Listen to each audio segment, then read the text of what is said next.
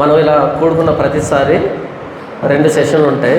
మొదటి సెషన్లో వాక్యము 1 గంట పాటు, రెండవ సెషన్లో బ్రేక్ తర్వాత Q&A ఉంటుంది. మీకు ఏమైనా ప్రశ్నలు ఉంటే అడగవచ్చు. మీ దగ్గరికి మైక్ వస్తుంది, ప్రశ్నలు ఉంటే అడగవచ్చు. ఓకే,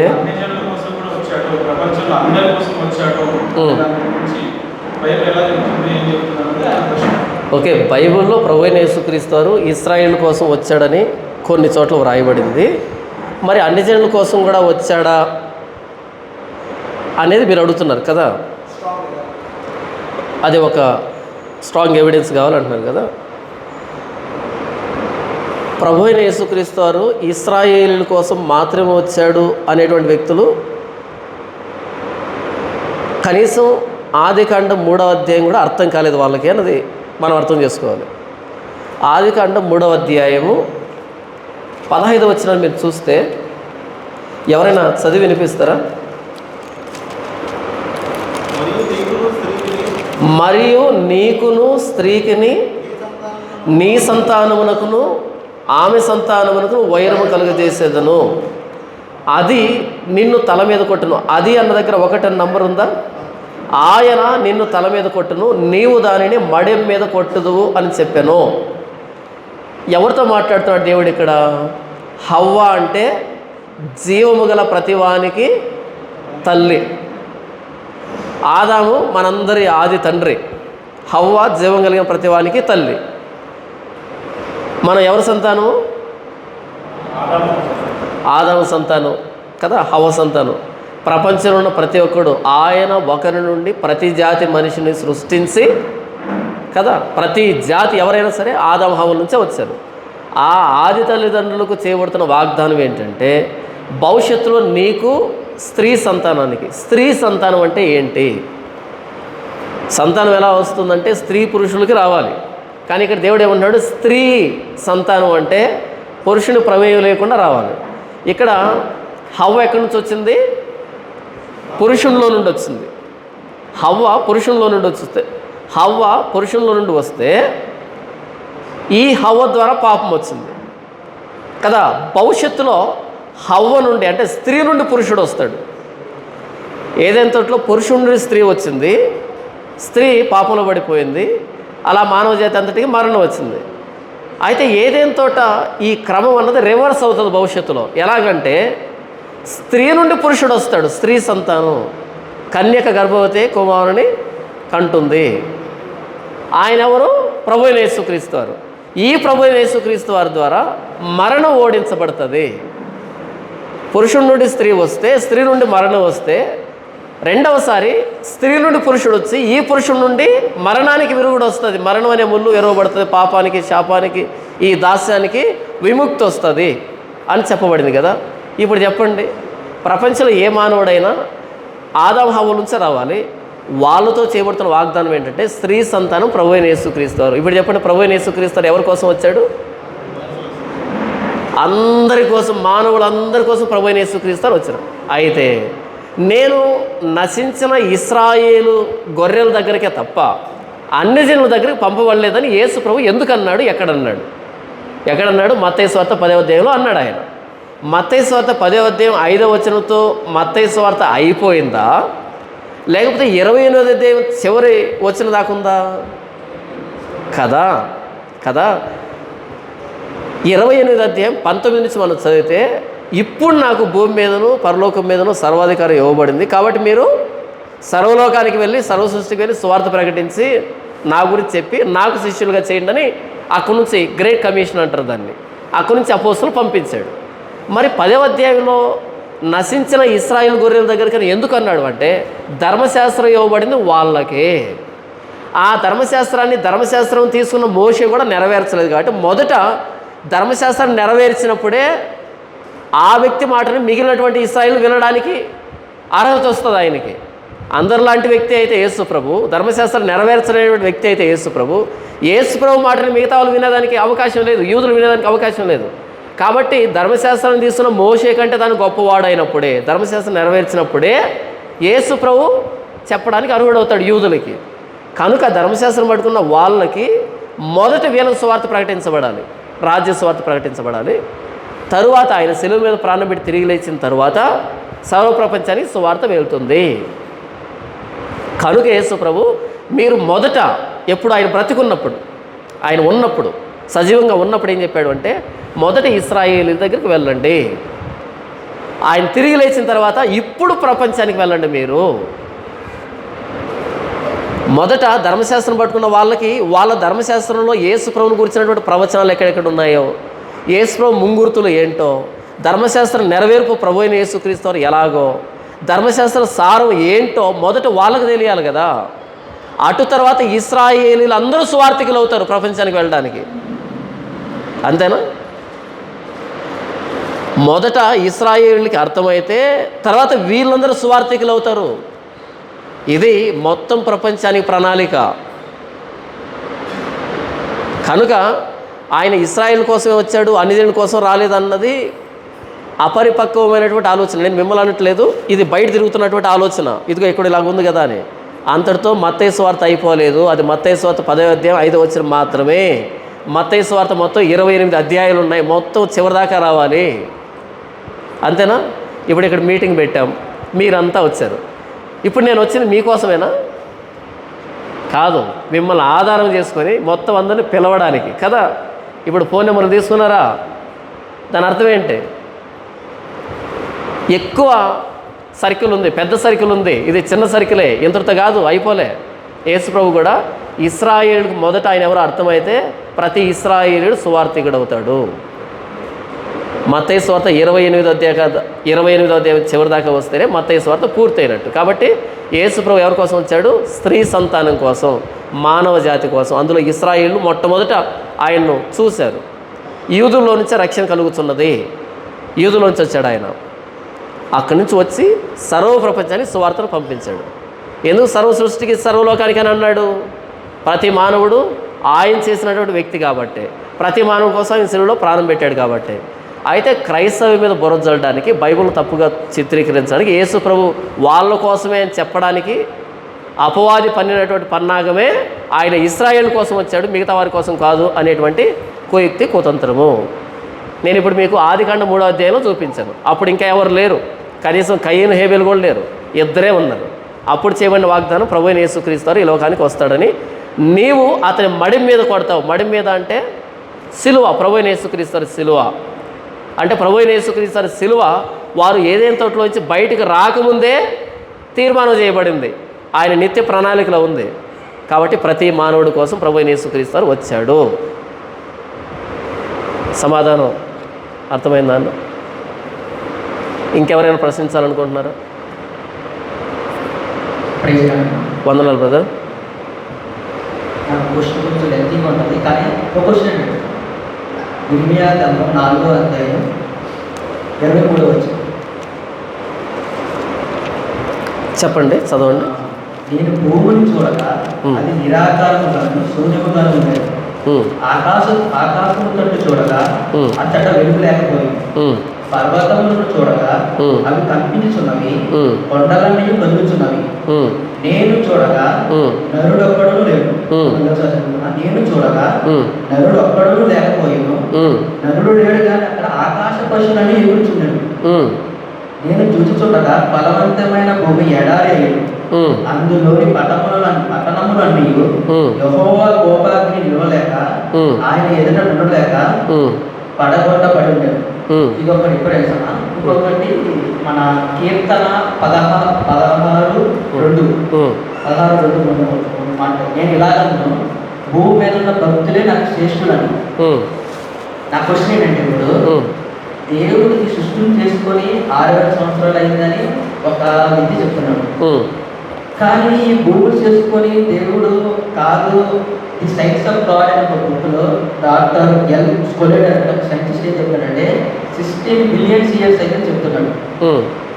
ఆదాముకు ముందు సృష్టి ఉన్న మాట నిజమవుతే ఈ వాక్యము నిజము. ఈ సృష్టిలో భూమి ఒక్కదాని మీదే దేవుడు నరుడిని ఇంకా మనుషులు ఉన్నారా, మిగతా సృష్టి మొత్తాన్ని దేవుడు ఖాళీగా ఉంచాడా అన్నది నా యొక్క. అంటే ఇర్మియా గ్రంథం 4వ అధ్యాయం 32 నుంచి 23 నుంచి చెప్పావు కదా, ఈ వచనానికి నీవు చెప్పినటువంటి ఆ సైంటిస్ట్ దానికి లింక్ ఏంటి, సంబంధం ఏంటి? ఇక్కడ ఏమంటాడంటే, ఇక్కడ నరుడు భూమి అంతా నిరాకారంగా శూన్యంగా ఉన్నాడు. భూమి శూన్యముగా నిరాకారంగా ఉండేది ఈ పదం ఎక్కడ మనం చూసామంటే ఆది కాలంలో చూస్తాం. భూమి శూన్యముగా ఉంది, నిరాకారంగా ఉంది. అవును, నరుడు ఒక్కడు లేడు కానీ ఆకాశపక్షుడు అంటున్నాడు. ఓకే, నాకు అర్థమైంది.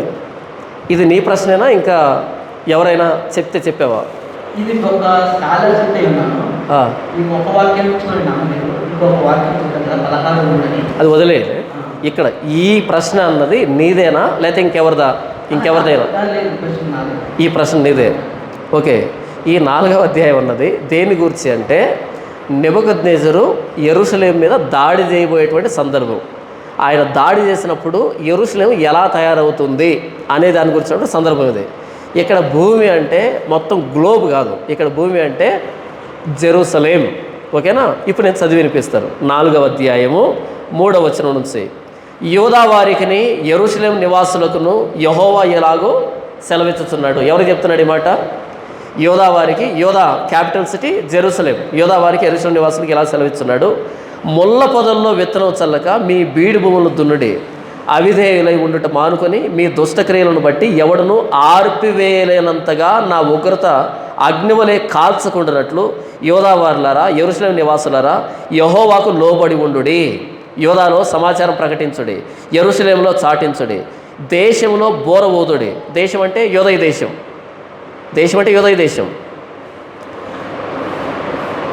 గట్టిగా హెచ్చరిక చేయుడి. ఎట్లనగా ప్రాకారం గల పట్టణంలోనికి పోవునట్లుగా పోగై రండి. ఎవరితో మాట్లాడుతున్నాడు? బబులోను సైన్యంతో మాట్లాడుతున్నాడు. మీరు ఎలా వస్తారు ఇక్కడికంటే పోగై రండి. సియోను చూచినట్లు ధ్వజము ఎత్తుడి, పారిపోయి తప్పించుకున్నట్టుకు ఆలస్యము చేయకూడని చెప్పుడి. లోపల ఎవరు కూడా పారిపోకుండా మీరు ధ్వజం నిలబెట్టండి. సైన్యాన్ని పిలుస్తున్నాడు దేవుడు. ఎందుకని? వీళ్ళు అక్రమం చేస్తున్నారు కాబట్టి. యెహోవానగు నేను ఉత్తర దిక్కు నుండి కీడును రప్పించుతున్నాను, గొప్ప నాశనం రప్పించుతున్నాను. పొదల్లో నుండి సింహం బయలుదేరి ఉన్నది, జనుల వినాశకుడు బయలుదేరి ఉన్నాడు. నీ దేశము నాశనం చేయుటకు అతడు ప్రయాణమై తన నివాసమును విడిచి ఉన్నాడు. నీ పట్టణంలో పాడై నిర్జనముగా ఉండను. నిర్జనము ఎవరి గురించి మాట్లాడుతున్నాడు? బబులోను సైన్యాన్ని గురించి మాట్లాడుతూ యోదయని యెరూషలేము సర్వనాశనం చేయడానికి రండి అని పిలుస్తున్నాడు. అలా వాళ్ళు వచ్చి నిర్జనంగా మార్చారు. ఇప్పుడు 23 చూద్దాం. నేను భూమిని చూడగా అది నిరాకారముగాను శూన్యముగాను ఉండెను. శూన్యం అంటే నిర్జనమే కదా. ఇక్కడ మాట్లాడుతుంది గ్లోబ్ గురించి కాదు, జెరూసలేం గురించి, యోదయ గురించి మాట్లాడుతూ ఉన్నాడు. అంటే మనం ఒక పదప్రయోగం ఎక్కడ చేయబడుతూ ఉంది, దాని నేపథ్యం ఏంటో చూడాలి. అక్కడ భూమి నిరాకారంగాను శూన్యముగానంటే అదే పట్టుకొచ్చి ఇక్కడ పెట్టకూడదు. అక్కడ ఎలాగైతే భూమికి ఒక రూపం లేకుండా ఉందో ఇక్కడ భూమికి రూపం ఉంది, కానీ ఇక్కడ మనుషులు లేరు, నిర్జనం అయిపోయారు. ఇది యుద్ధానికి సంబంధించినటువంటి వచనమే తప్ప ఆది కాండానికి సంబంధించినటువంటి వచనం కాదు. అర్థమవుతుందా? ఒక పదప్రయోగం ఒక చోట చేయబడిందంటే ఆ సందర్భాన్ని బట్టి మారిపోతుంది. అది భూమి నిరాకారంగా శూన్యంగానంటే అక్కడుంది కదా, దాన్ని అన్వయించుకోకూడదు. ఏ సందర్భం ఇది? యుద్ధానికి సంబంధించిన సందర్భం. యుద్ధంలో ఆ యుద్ధం అయిపోయిన తర్వాత ఎవడు ఉండడు. ద్రాక్ష కోత అయిపోయిన తర్వాత ఎలాగుంటుందో అలా ఉంటుందని చెబుతాడు. అంజరు పండ్లు ఎలాగైతే రాలిపోతాయి అలా రాలిపోతాయి అంటాడు. ఒలివల తోట కాపు అయిపోయిన తర్వాత ఎలా ఉంటుందో అలా అయిపోతుందని రకరకాల వర్ణనలు ఉంటాయి. యుద్ధానికి సంబంధించిన తప్ప సృష్టి క్రమానికి సంబంధించినటువంటి నిరాకారం శూన్యం కాదు ఇది. ఇకపోతే భూమి పుట్టి 6000 సంవత్సరాలు అయింది, ఒక సైంటిస్ట్ ఇలా చెప్పాడు అని అంటున్నాం కదా. ఓకే, చెప్పచ్చు, దాన్నే ఉంది, నేను కూడా చెప్తాను. అర్థమవుతుందా? కాబట్టి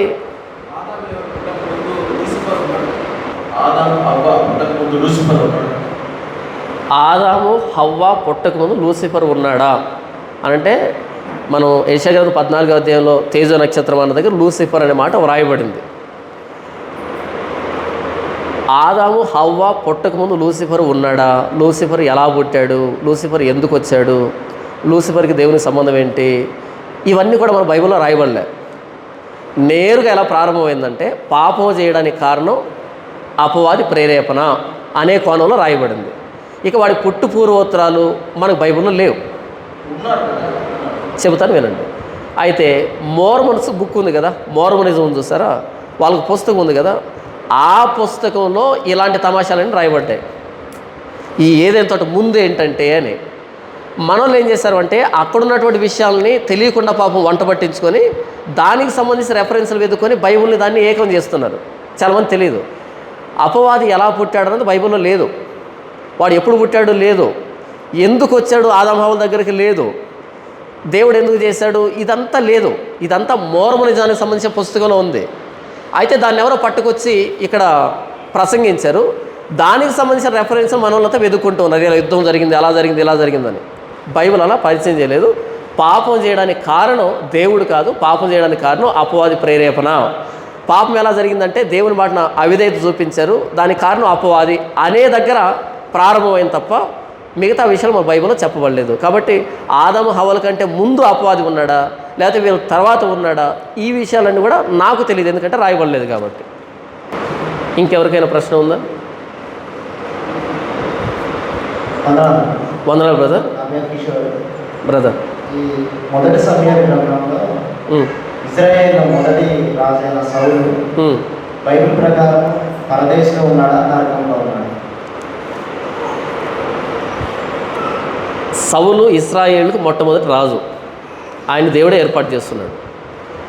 అయితే ఆయన 2 సార్లు పాపం చేశాడు. పాపం చేస్తే ఆయన రాజరికం నుంచి దేవుడే తొలగించి వేశాడు. చివరికి సౌలు ఏ పరిస్థితికి వచ్చాడంటే దేవుడు తన పరిశుద్ధాత్మను తీసివేసుకొని దేవుని దగ్గర నుంచి దురాత్మ వచ్చి ఆయన వెరపింపగానే మాట వ్రాయబడి ఉంటుంది. అంటే దురాత్మ వచ్చింది.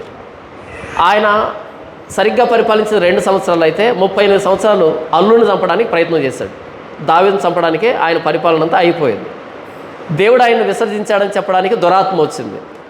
అలా ఏంటంటే రాను రాను ఆయన పిచ్చి పట్టినట్టుగా ప్రవర్తించడం, చివరికి తాను అధికారంలో ఉన్నప్పుడు ఎవరినైతే వెళ్ళగొట్టాడో ఈ పురుషగాముల్ని, మాంత్రికుల్ని, ఎవరినైతే కర్ణపిశాచి వారిని వెళ్ళగొట్టాడో వారిని వెతుక్కుంటూ వెళ్ళాడు. ఎలాంటి దర్శనం కానీ, కళ కానీ, ప్రవక్తలు మాట్లాడడం కానీ, అంటే దేవుని మాట అనేది రాకుండా పోయింది. అలా చివరికి ఎక్కడి దాకా వెళ్ళాడంటే కర్ణపిశాచి కలిగిన స్త్రీ దగ్గరికి వెళ్ళి అక్కడ ఆ కర్ణపిశాచిని ఆశ్రయించే స్థితికి దిగజారిపోయాడు. అప్పుడు సమూయేలు వచ్చి రేపు ఈ సమయానికి నీవు నా దగ్గర ఉంటావు అనే మాట చెప్పడం జరిగింది. ఇక్కడ చాలామంది ఏం చేశారంటే సమూయేలు ఎక్కడ ఉంటాడు, దేవుని దగ్గర ఉంటాడు కాబట్టి సమూయేలు ఏమన్నాడు, రేపు నా దగ్గరకు వచ్చేస్తావు అని చెప్పాడు కదా. కాబట్టి కొంతమంది ఏం చేశారు అంటే ఆయన పరదేశికి వెళ్ళాడని కొంతమంది, కాదు అని ఇంకొంతమంది. అక్కడ సమూయేలు చెప్పింది ఏంటంటే రేపు ఈ సమయానికి నా దగ్గరకు వస్తావంటే సమూయేలు ఎక్కడి నుంచి వచ్చాడు, సమాధిలోంచి బయటకు వచ్చాడు కదా. రేపు ఈ సమయానికి నా దగ్గర అంటే రేపు చస్తావు, రేపు ఈ సమయానికి చచ్చిపోతావు అని, అంతే తప్ప ఈయన పరదేశికి వెళ్తాడు అనేటువంటి సమాచారం కాదు అది. మీకు అర్థమైందా? ఇప్పుడు నేను ఆయన పరదేశికి వెళ్ళాడా లేదా దేవుని దగ్గరికి వెళ్ళాడా నరకానికి వెళ్ళాడా నాకు తెలియదు. అదంతా అక్కడ ఉన్నటువంటి వచనం ఏంటంటే రేపు ఈ సమయానికి నీవు నాతో పాటు ఉంటావంటే మృతుడు అవుతావు, చనిపోతావు, అదే అక్కడ సమాచారం, దాని ఒరిజినల్ కాంటెక్స్ట్ అది. కానీ దాన్ని బట్టి ఏం చేశారు, సమూయేలు దేవుని దగ్గర ఉన్నాడు కాబట్టి ఈయన కూడా ఎంతైనా దేవుని చేత ఏర్పాటు చేయమని రాజే కదండి, కాబట్టి దేవుని దగ్గర వెళ్ళి ఉంటాడు అనేటువంటి ఒక తప్పుడు అభిప్రాయం ఒకటి వచ్చింది. మరి ఆయన ఎక్కడికి వెళ్ళాడో నాకైతే తెలియదు. చెప్పబడినటువంటి మాటలన్నిటి ప్రకారము ఆయన దేవుని చేత త్రోసివేయబడ్డాడు అన్నది మాత్రం నేను చెప్పగలను. సమూయేలు అన్నటువంటి మాట అర్థం ఏంటంటే చనిపోతావు అనే తప్ప పరదేశికి వస్తావు అనేటువంటి అర్థం కాదు అది. ఆయన చనిపోయిన తర్వాత కూడా ఆయన శవం అవమానానికి గురవుతుంది. మొండి ఒక చోట, తల ఒక చోట, ఎంతమంది చూస్తారు ఆయన్ని. దేవుని నామానికి అవమానకరంగా ఆయన మరణం కూడా ఉంటుంది. ఇకపోతే సౌలు ఎవరో చంపితే చనిపోలే, ఆత్మహత్య చేసుకొని చనిపోయాడు. మన యోబు గ్రంథం చూస్తే అపవాది దేవుడు అంటాడు, నీవు అతని చర్మాన్ని ముట్టు, నీ ఇష్టం వచ్చింది కానీ అతని ప్రాణాన్ని ముట్టొద్దు అంటాడు. ప్రాణాన్ని ముట్టితే ఏమవుతుంది, దేవుడు ఇచ్చిన ప్రాణాన్ని దేవుడే ముట్టాలి, దేవుడు తీసేయాలి. కానీ సౌలు అంతవరకు ఆగలే, తన ప్రాణాన్ని తానే తీస్తున్నాడు, ఆత్మహత్య చేస్తున్నాడు. ఆత్మహత్య చేస్తున్న వాళ్ళు ఎక్కడికి వెళ్తారో మీకు ఏమైనా అవగాహన ఉంటే సౌలు కూడా అక్కడికి వెళ్ళి ఉంటాడని నేను కూడా అనుకుంటున్నాను. ఆయన బ్రతుకు దేవునికి సరిగ్గా లేదు, సమాంతరంగా లేదు. ఆయన చావు కూడా దేవుని సమాంతరంగా లేదు. ఆయన చనిపోతాడన్న సమాచారం కూడా దేవుడు ఏ పరిస్థితుల్లో ఇచ్చాడంటే ఇక అంతకుమించి దిగజారుడు అనే స్థితిలో ఇచ్చాడు. కర్ణపిశాచి కలిగిన దగ్గరికి వెళ్ళాడు. ఒక ఇశ్రాయేలీయుడు అలా చేయడు. కర్ణపిశాచి కలిగిన వారిని రాళ్ళతో కొట్టి చంపాలన్నది ధర్మశాస్త్రం. కానీ ఈయన ఎక్కడికి వెళ్ళాడు, అక్కడికే వెళ్ళాడు. అక్కడనే చావు కబుర్ని కూడా తెచ్చుకున్నాడు. కాబట్టి నేనేమనుకుంటున్నాను అంటే దేవుని దగ్గరికి అయితే వెళ్ళలేదు. బైబిల్ అయితే స్పష్టంగా అదే ఇదే చెప్పలేదు. నేను ఇచ్చినటువంటి విశ్లేషణ ప్రకారం నేనేమనుకున్నాను అంటే ఆయన దేవుని దగ్గరికి వెళ్ళలేదు, వెళ్ళేదానికి ఏ క్వాలిటీ లేదు, ఇంతవరకు అయితే నేను చెప్పగలను. దీన్ని బైబిల్ చెప్పలే, నా విశ్లేషణ బట్టి నేను తీసుకున్న తీర్మానం ఇది, నాకు వచ్చిన నిర్ధారణ ఇది. ఇంకో ప్రశ్న, పత్రికలో మోషే శరీరం గురించి అపవాది మిఖాయేలు దేవదూతతో వాదించింది. అవును. అసలు అపవాది ఎందుకు మోషే శరీరం గురించి వాదించింది? అలాగే ఏ నీతిమంతుడు చనిపోయినా అపవాది వాదిస్తాడా? మరలా ఈ ప్రశ్న కూడా ఏంటంటే అక్కడ మాత్రమే చేయబడిన ప్రస్తావన తప్ప మోషే శరీరాన్ని గురించి అపవాది ఎందుకు వాదించింది, ఏం వాదించింది అన్నది ఆ సందర్భంలో తప్ప, యోధా పత్రికలో తప్ప ఇంకెక్కడ మనకు కనిపించదు. ఇది ఎక్స్ట్రా బిబ్లికల్ సోర్స్ నుంచి వచ్చింది. బైబిల్కి బయట ఉన్నటువంటి పుస్తకాల్లో నుంచి ఆ రోజు యూదుల సంస్కృతిలో తిరుగుతున్నటువంటి ఆయా గాథలు ఉంటాయి చూసారా, అక్కడి నుంచి తీసుకునబడినటువంటి వృత్తాంతమే తప్ప దీనికి కొనసాగింపు కానీ, దీనికి ప్రారంభం కానీ, దీనికి వివరణ కానీ బైబిల్లో లేదు. కాబట్టి అపవాది ఏమని వాదించాడన్నది తెలియదు. ఎందుకు వాదించాడు, మిగతా అందరి కోసం వాదిస్తాడో మనకు తెలియదు. అయితే మనం అర్థం చేసుకున్న విషయం ఏంటంటే మోషే శరీరాన్ని దేవుడు ఎవరికి కనిపించకుండా ఆ సమాధిని గల్లంతు చేశాడు అంటే అర్థం ఏంటి అంటే మోషే శరీరం అన్నది విగ్రహంగా మారచ్చు, ఆయన సమాధి ఒక పుణ్యక్షేత్రంగానో అలా మారచ్చు. కాబట్టి ఎందుకంటే మోషే 40 సంవత్సరాలు ఇశ్రాయేలు నడిపించినట్టు నాయకుడు, ఆయన దేవుని ప్రత్యక్షత, దేవుని ముఖాముఖిగా చూసినటువంటి దైవజనుడు ఆయన. మోషే నిలవబెట్టించిన ఆ సర్పమే విగ్రహంగా మారితే హిజ్కియా కాలం వరకు, మరి దాన్ని నిలవబెట్టినటువంటి మోషే ఏమవుతాడు, ఇంకా గొప్పోడు అవుతాడు కదా. కాబట్టి దేవుడు ఆయన సమాధిని గల్లంత చేశాడు అన్నది మనం సామాన్యంగా చెప్పొచ్చు. మరి మిఖాయాను దేని గురించి వాదించాడన్నది మనం దీన్ని ఆలోచించవచ్చు తప్ప అధికారికంగా దీని గురించి వాదించాడన్నది నేను చెప్పలేను, ఎందుకంటే బైబిల్ దాన్ని వివరించలేదు. కాబట్టి అందరి శరీరాల గురించి అపవాది కానీ మిఖాయిలు కానీ ఇలాగే వాదిస్తారంటే దానికి కూడా మనకు సరైనటువంటి నిర్ధారణ ఆధారాలు, ఖచ్చితమైనటువంటి ఆధారాలు లేవు. ఎందుకంటే ఏదైనా సిద్ధాంతాన్ని ప్రతిపాదించాలంటే కనీసం 2 లేదా 3 సందర్భాలు అలాంటివి ఉండాలి. ఇక్కడ ఒకే సందర్భం ఉంది కాబట్టి దీన్ని బట్టి ఒక సిద్ధాంతాన్ని నేను ప్రతిపాదించలేను. వందనాలన్నా. సువార్త గురించి కొంచెం క్లారిటీ. ప్రభువు లోకంలో జీవిస్తున్నప్పుడు ఆయన శిష్యులతో ఏమని చెప్పాడంటే మీరు వెళ్ళి ఇశ్రాయేలుతోనే కదా పరలోక రాజ్యం సమీపించి ఉన్నది, పరలోక రాజ్య సువార్త, బేసిక్ రాజ్య సువార్త ప్రకటించండి అని చెప్పి శిష్యులకి తెలియజేశారు. బట్ ప్రభువు యేసుక్రీస్తు వారు మరణించి తిరిగి లేచిన తర్వాత ఆయన ప్రణాళిక మారిపోయింది. అక్కడ నుంచి కృపా సువార్త కానీ, లేదంటే రక్షణ సువార్త కానీ, క్రీస్తు సువార్త, లేదంటే ఇట్లాంటి సువార్త ప్రకటించమని దేవుడు చెప్పాడు. సో ఈ రెండింటికి మధ్య ఉన్నటువంటి వ్యత్యాసాలు. సో పరలోక రాజ్య సువార్త అనేది అది ఆనాడు ఇశ్రాయేలుకి ఇచ్చిందా, అది మనకు కూడా తర్వాత మిగిలిన పత్రికల్లో పౌలు రాసినట్లు రాయబడినటువంటి ఆ సువార్త ఏంటి, అది ఇశ్రాయేలుకి చెందిందా, రెండింటి మధ్య ఉన్న డిఫరెన్స్ కొంచెం క్లారిటీ. ఓకే, ప్రభువైన యేసుక్రీస్తు వారు పరలోక రాజ్యం సమీపించింది అని ప్రకటించాడు. అంతకంటే ముందు బాప్తిస్మ ఇచ్చామని కూడా పరలోక రాజ్యం సమీపించింది కాబట్టి మారు మనసు పొంది సువార్తను నమ్మండి, బాప్తిస్మ తీసుకోండి, పాపాలు ఒప్పుకోండి అని ప్రకటించడం జరిగింది కదా. పరలోక రాజ్య సువార్త అంటే ఏంటి, రాజ్య సువార్త అంటే ఏంటి అన్నది ప్రశ్న. అది ఎంతవరకు కేవలం ఇశ్రాయేలుకు మాత్రమేనా, మిగిలిన వారికి కూడానా? పరలోక రాజ్య సువార్తకి మిగిలినటువంటి సువార్తలకి తేడా ఏంటి అని అడుగుతున్నారు కదా. దానియేలు గ్రంథము 2వ అధ్యాయం. ఇక్కడ నెబుకద్నెజరుకు ఒక కల వచ్చింది కదా.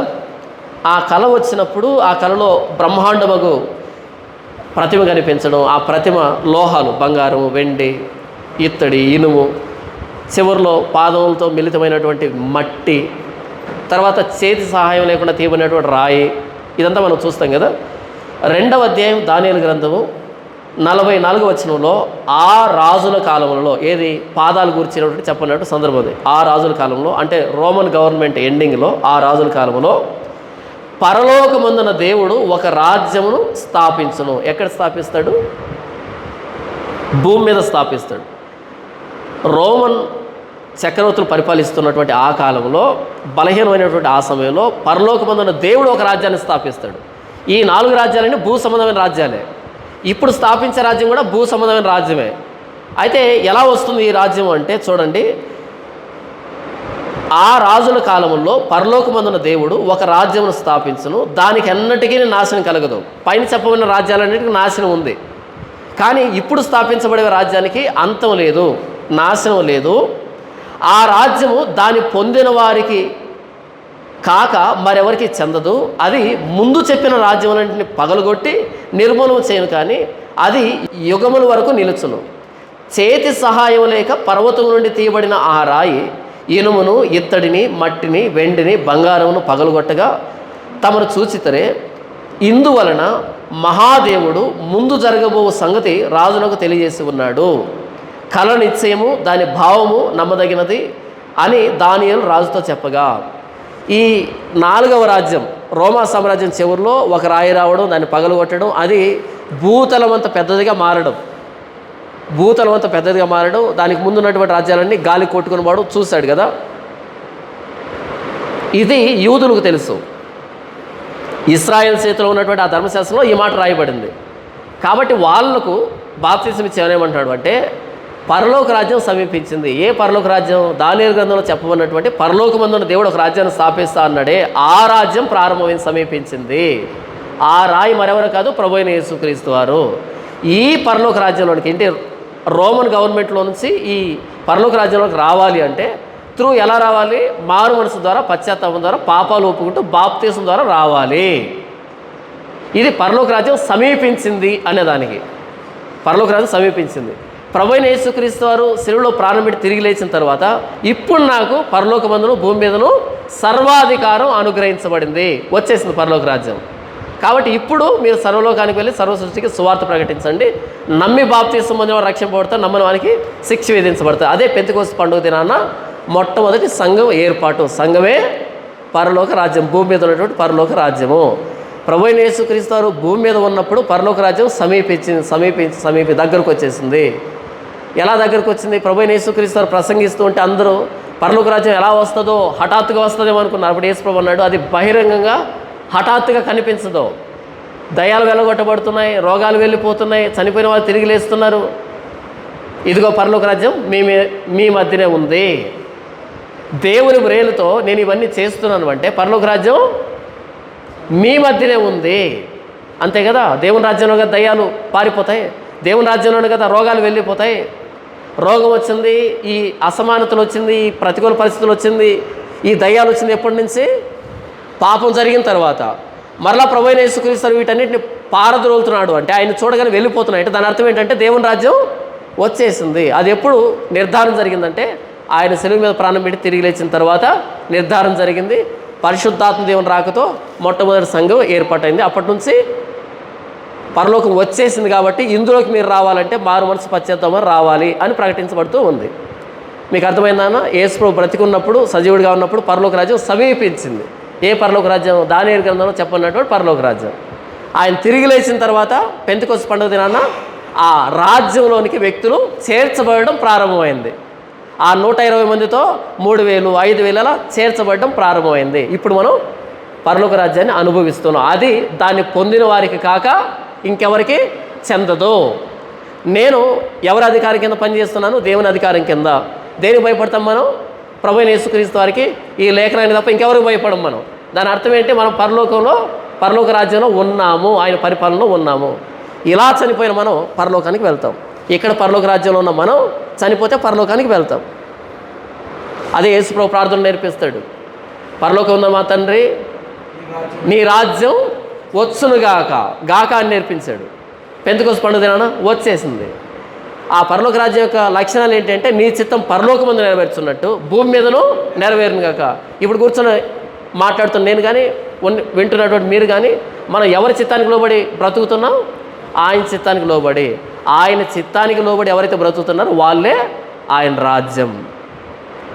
అర్థమైందా అన్న? యేసు ప్రభు బ్రతికున్నప్పుడు సమీపించిందనే ప్రకటన. అది ఎక్కడ? యూదులకి, ఇశ్రాయేలుకి మాత్రమే. ఆయన చనిపోయి తిరిగి లేచిన తర్వాత సర్వ సృష్టికి, సర్వలోకానికి సువార్త. పరలోక రాజ్యం సమీపించింది అనేది వాళ్ళకు మాత్రమే, కానీ సువార్త అన్నది సర్వ ప్రపంచానికి. ఇప్పుడు సువార్త ఒక్కటే. ఎందుకంటే బాప్తిసం ఇచ్చే యోహాను యేసు ప్రభువును పరిచయం చేయడానికి వచ్చాడు కాబట్టి యూదులకు చెప్పాడు, పరిచయం చేశాడు. ఆయన తిరిగి లేచిన తర్వాత అపోస్తులు సర్వ ప్రపంచానికి పరిచయం చేస్తున్నారు. ఇప్పుడు సువార్త ఒకటే ఉంది. మీకు సమాధానం అర్థమైందా అన్న?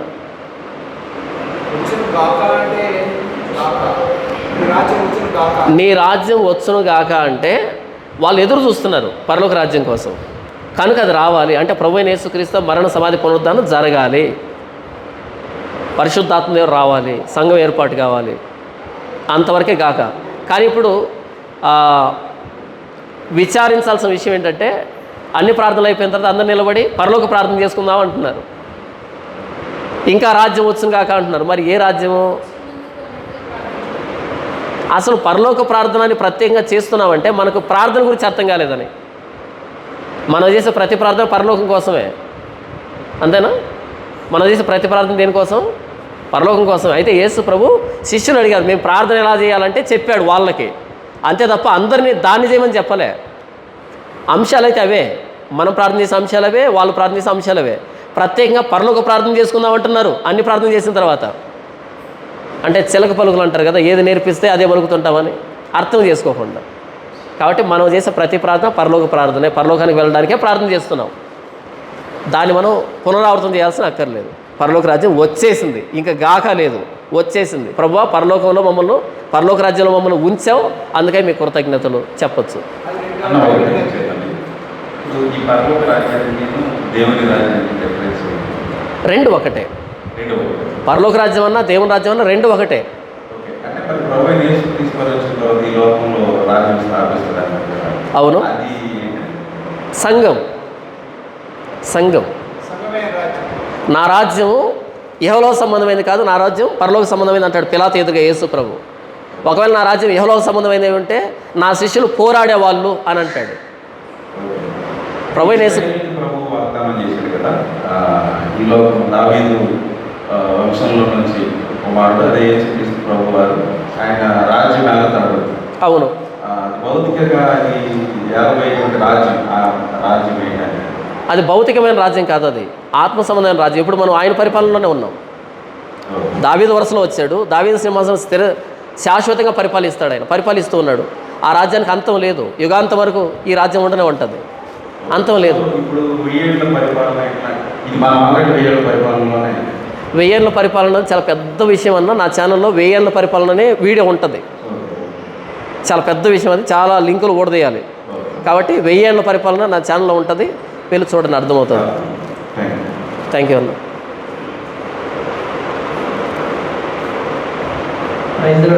వందనాలు బ్రదర్. ఒక 10 బ్యాగ్స్ సంబంధించి జరిగింది టీవీ ఛానల్ క్రాంతి గారు గారు విజయప్రసాద్ పాస్టర్ గారు. ఓకే. విజయప్రసాద్ పాస్టర్ గారు చెప్పారు కదా, మరి ఒక వార్డ్ యూజ్ చేశారు ఆ మీటింగ్లో, అది కరెక్టా కదంటారు?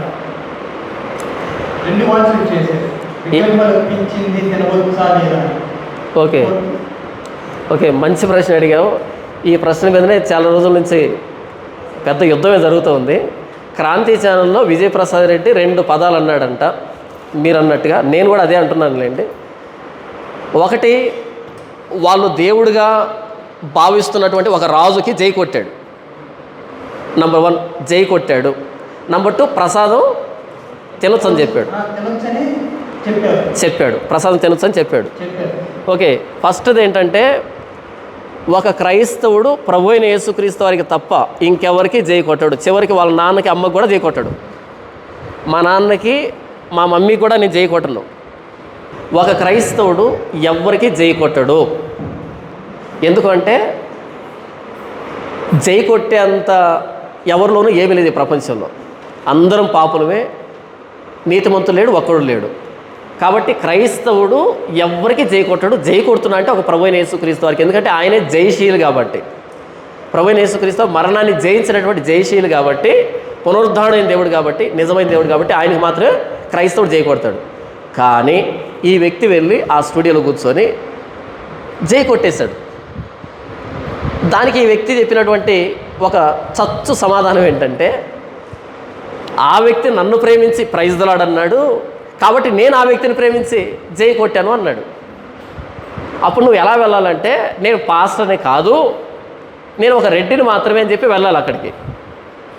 నేను పాస్టర్ని కాదు, నాకు బైబిల్ సంబంధం లేదు, నేను మామూలు వ్యక్తిని, మామూలు సంఘం యొక్క సమాజం యొక్క హితాన్ని కోరుకునేటువంటి సాధారణమైన వ్యక్తిని వెళ్ళి కూర్చొని జై కొట్టుంటే నువ్వు జై కొడతావో ఇంకేం చేస్తావు, నీ ఇష్టం అది. కానీ పాస్టర్ని అని తగిలించుకుని వెళ్ళావు చూసావా, అక్కడ వచ్చిన సమస్య. ఎవరికైనా జై కొట్టుకోవచ్చు, కానీ ఒక పాస్టర్, క్రైస్తవ ప్రతినిధి, ఆ వ్యక్తి ఏం చేసినా సరే క్రైస్తవ్యానికి బాధ్యత వహించాలి. నా ఇష్టం వచ్చినట్టుగా ఉండేదానికి లేదు. ఇప్పుడు నేను ఒక ఏమంటారు బేడా వేసుకున్నాను అనుకోండి, బేడా తిన్నాను అనుకోండి, అది నా వ్యక్తిగతం కాదు. అప్పుడు నేను పాస్టర్ని బాధ్యత వహించాలి. ఈ వ్యక్తి వెళ్ళి అక్కడ జై కొట్టాడు, అది మహాపాపం, మహాపాపం. మళ్ళీ ఏమంటాడు ఈయన, నేను నమ్మట్లేదు, నీ కోసం జై కొడుతున్నా అని చెప్పాడంట అక్కడ. అసలు ఏ విధమైన లాజిక్ ఇది? నమ్మనప్పుడు జై కొట్టడం దేనికి, నీ కోసం జై కొట్టడం దేనికి? నమ్మి జై కొడితే విగ్రహారాధన అవుతుంది, నమ్మకుండా జై కొడితే వేషధారితనం అవుతుంది. ఆ వ్యక్తిని ప్రేమించి నీవు జై కొట్టకూడదు, ఎందుకంటే నీవు సాధారణమైన వ్యక్తి కాదు, నీవు పాస్టర్వి, క్రైస్తవ్యానికి ప్రతినిధివి. ఆ వ్యక్తిని ఎందుకు పిలిచాడు ఆ స్టూడియోలోకి? క్రైస్తవ్యానికి ప్రతినిధిగా పిలిచాడు. కాబట్టి నీవు మాట్లాడే ప్రతి మాట క్రైస్తవ్యాన్ని చూపెట్టాలి అక్కడ. ఒకవేళ మీ ఇష్టాలు ప్రేమలు ఉన్నాయా, మంచిది. ఇంటర్వ్యూ అయిపోయిన తర్వాత ఒక రెస్టారెంట్కి వెళ్ళండి, కడుపు నిండా తినండి, తినిపించుకోండి, మీ ఇష్టం. ఇద్దరు కలిసి కేక్ కట్ చేయండి, మీ ప్రేమను ఎలాగైనా వ్యక్తీకరించుకోండి, మాకు వచ్చిన సంబంధం లేదు. కానీ నీవు మాట్లాడే ప్రతి మాట క్రైస్తవ్యానికి వ్యతిరేకంగా ఉంటే, బైబిల్ వ్యతిరేకంగా ఉంటే ప్రతి క్రైస్తవుడు నిలదీస్తాడు. నేను నమ్మకుండా అన్నాను, నమ్మకుండా అండవు దేనికి? మరి నేను మత్తు కోసం కాదని సారాయి తాగరాదు, నేనేం మత్తు కోసం కదా సారాయి తాగవచ్చు కదా, అంతే కదా. నేనేమి సిగరెట్లో ఏదో ఉందనుకోవట్లేదు, నిషా కోసం కదని అలా పీకరాదు 2 డమ్ములు. కాబట్టి నేను నమ్మట్లేదు అంతే, ఫుల్ స్టాప్. నమ్మట్లేదు కానీ నీ కోసం లేదు అక్కడ, నమ్మట్లేదు ఫుల్ స్టాప్ అంతే. జై కొట్టడం అన్నది మహాపాపం, దీనికి క్షమాపణ చెప్పాలి క్రైస్తవ సమాజానికి, లేకపోతే యేసు ప్రభువుని వదిలిపెట్టాలి. నువ్వు జై కొడతావో లేకపోతే ఇంకేం చేస్తావో నీ ఇష్టం అది. ఇకపోతే రెండో విషయం, క్రైస్తవులు ప్రసాదాలు తినొచ్చు అని అన్నాడు కదా. క్రైస్తవులు ప్రసాదాలు పొరపాటును కూడా చచ్చేటప్పుడు కూడా తినకూడదు. నేను చెప్పట్లేదు, విగ్రహాలకు బలిగా అర్పించిన వాటిని తినేటట్టుగా బిలాం బోధిస్తున్నాడు అనేది ప్రకటన గ్రంథం 2వ అధ్యాయంలో రాయబడింది. 10వ అధ్యాయం 1 కొరింథీ పత్రికలో దయ్యముల వల్ల ప్రభువు వల్ల అని 2 చెప్పాడు. విగ్రహాలకు అర్పించిన వాటిని తినే వాటిని దయ్యముల వల్ల అని పేరు పెట్టిన తర్వాత ఇక మనకి ఎక్స్ప్లెనేషన్ కావాలన్నా? ఒక వ్యక్తిని దయ్యమా అన్నాం అనుకో, ఇక అందులో మంచితనం ఎదుగుతామా? వెతకం కదా. దయ్యమా అంటే అయిపోయింది, ఇక అందులో వెతికేదానికి ఏమీ లేదు. అక్కడ దయ్యముల బల్ల అని పేరు పెట్టిన తర్వాత ఎంత ఎక్స్ప్లెనేషన్ ఇచ్చినా సరే అయిపోయింది. ఇకపోతే ఈ వ్యక్తి ఎందుకు ప్రసాదాన్ని తినమని ప్రోత్సహిస్తున్నా అంటే, ఆ వ్యక్తి పేరులోనే ప్రసాదం ఉంది, అది విజయప్రసాదం. విజయప్రసాదం కాబట్టి విగ్రహాల ప్రసంగాన్ని తినమని ప్రోత్సహిస్తున్నాడు. ఇది దయ్యముల బోధ, దయ్యముల బోధ. బైబిల్ గురించి ఏమాత్రం అవగాహన లేకుండా, ఏమీ చదువు లేకుండా, మామూలుగా యేసు ప్రభు దేవుడని నమ్మే సాధారణమైన వ్యక్తి కూడా తినడు ప్రసాదాన్ని. ఇంకో విషయం చెప్పమంటారా? మీరు వెళ్ళి హైందవులు ప్రసాదం పెడుతుంటే చేయి చాపండి, పెట్టేవాడు ఆశ్చర్యపోకపోతే నన్ను అడిగిన ఫోన్ చేసి, నువ్వు తింటున్నావేంటి అని అంటాడు ఆ వ్యక్తి. అంటే ఇక్కడ దాకా వద్దు, బైబిల్ దాకా వద్దు, ఆ ప్రసాదాన్ని పెట్టే వ్యక్తే ఆశ్చర్యపోతాడు, నువ్వు తినడం ఏంటి ఆశ్చర్యపోతాడు. నువ్వు రావడం ఏంటి, నువ్వు తినడం ఏంటి, నువ్వు జై కొట్టడం ఏంటి, ఆశ్చర్యపోతారు. ఎందుకంటే క్రైస్తవులు ఇవి చేయరని ఎప్పటి నుంచో స్థిరపరచబడింది. ఇప్పుడు వచ్చి నువ్వు చెప్పడం ఏంటి ప్రసాదం తినొచ్చు అని? ఒకవేళ తినాలనిపిస్తే లక్ష్యంగా తిను, అది నీ వ్యక్తిగతం అవుతుంది, ఎక్కడ సీక్రెట్గా ఇంట్లో. కానీ కెమెరా ముందుకు వచ్చి పాస్టర్ పేరు తగిలించుకొని తింటే కనుక మహాపాపం అవుతుంది, అది ఆధ్యాత్మిక వ్యభిచారం అవుతుంది. అది ప్రభువైన యేసుక్రీస్తు వారు నిజమైన దేవుడు అయినప్పుడు, మిగిలినవన్నీ అబద్ధమైనప్పుడు, ఈ నిజదేవుని నమ్ముకొని అక్కడికి వెళ్ళి తినడం ఏంటి? మరలా ఇంకో మాట చెప్పాడు ఆయన, ఎవరోనంట వాళ్ళ దేవుడికి పండుగ చేస్తూ ఉండి ఆ జెండా తీసుకొచ్చి ఈయన ఇంటి మీద కడితే కట్టమన్నాడంట. మరి ఎలా వింటున్నారో, ఎలా సహిస్తున్నారో తమాషా ఏంటంటే, బాధ ఏంటంటే ఆ వ్యక్తి అన్నాడన్నది కాదు నా బాధ, ఇప్పటికీ ఆ వ్యక్తిని సమర్థిస్తున్నారు చూసావా, అది వచ్చిన బాధ. ఇప్పటికీ ఆ వ్యక్తిని సమర్థిస్తున్నారు. కాదు, నికాసైన క్రైస్తవుడు అయితే క్రీస్తు ఏం చెప్పాడు దాని ప్రకారంగా బ్రతుకు. ఒకవేళ అపోస్తులు కూడా అందరికీ జై కొడుతూ బ్రతికుంటే హతసాక్షులు కారు. అపోస్తులు కానీ హతసాక్షులు కానీ అందరికీ జై కొట్టుంటే, ఇంకో చవట సమాధానం మర్చిపోయాను. అదేంటో తెలుసా? నేను రాముణ్ణి దేవుడు కాదు అన్నంత మాత్రం చేత రాముడు దేవుడు కాకుండా పోతాడా? ఒరే నాయన, ఏంటా అసలు ఎక్కడి నుంచి వచ్చింది ఇది? నేను ఆయన దేవుడు కాదు అన్నంత మాత్రం చేత ఆయన దేవుడు కాకుండా పోతాడా అంటే అర్థం ఏంటి కదా? మీరు యేసుప్రభువు దేవుడు కాదు అన్నంత మాత్రం చేత యేసుప్రభు దేవుడు కాకుండా పోతాడా? ఎంతమంది దేవుళ్ళు వచ్చారు ఇక్కడ? నేను ఇస్లాం వాళ్ళ దేవుడు కాదంటే దేవుడు కాకుండా పోతాడా? అంటే ఎవరు ఏది నమ్మినా అది దేవుడు అయిపోతాడా? అదే నా బైబిల్ చెప్పింది.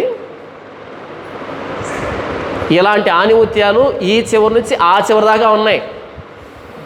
స్టార్టింగ్లోనే, ప్రారంభంలోనే మీకు సెక్యులర్ భావాలు ఉన్నాయంటే బాగా ఒరే, సెక్యులర్ అనే పదము పాస్టర్కి ఆపోజిట్ వర్డ్, అది క్లర్జీమన్కి ఆపోజిట్ పదం సెక్యులర్ అని. ఈయనెవరింతకి? పాస్టర్. అక్కడికి వెళ్ళి ఏం చెప్తున్నాడు? నాకు సెక్యులర్ భావాలు ఉన్నాయని. బాగా ఎక్కువ ఉన్నాయంటే సెక్యులర్ భావాలు. అది చెప్పాను, ఒరే సెక్యులర్ అంటే అర్థం తెలియకుండా ఎందుకు పోయి వచ్చావు అక్కడికి అని అంటే, మరలా రిటర్న్ కౌంటర్ ఏంటి తెలుసా? సెక్యులర్ అనే దానికి చాలా అర్థాలు ఉన్నాయి. ఎక్కడున్నాయి? రిలీజియస్ టర్మినాలజీలో సెక్యులర్ అంటే పాస్ట్కి ఆపోజిట్. లేదు, పొలిటికల్ ఆ ఫీల్డ్లోకి వెళ్ళి అక్కడ సెక్యులర్ అంటే అక్కడ మారిపోతుంది. నువ్వు వెళ్ళింది ఇప్పుడు పొలిటికల్ బ్యాక్గ్రౌండ్తోనా స్పిరిచువల్ బ్యాక్గ్రౌండ్తోనా? పాస్ట్గా వెళ్ళావు కదా, కాబట్టి నీకు అదేం వర్తిస్తుంది అక్కడ? నీకు క్లర్జీమెన్కి ఆపోజిట్, పాస్ట్కి ఆపోజిట్ పదంగానే అది వర్తిస్తుంది. నువ్వు రాజకీయ నాయకుడికి వెళ్ళి సెక్యులర్ అంటే ఓకే, విశాలమైన హృదయానికి అని అనుకుంటాం. అంటే ఏం మాట్లాడుతున్నాడో తెలియదు. సమర్థించుకోవడంగా చేయవలసింది. నేను ఒక్కోసారి నోటి మాట మీరుతాను, తప్పు దొరుకుతుంది, మనిషిని కదా. అప్పుడు ఏం చేయాలి?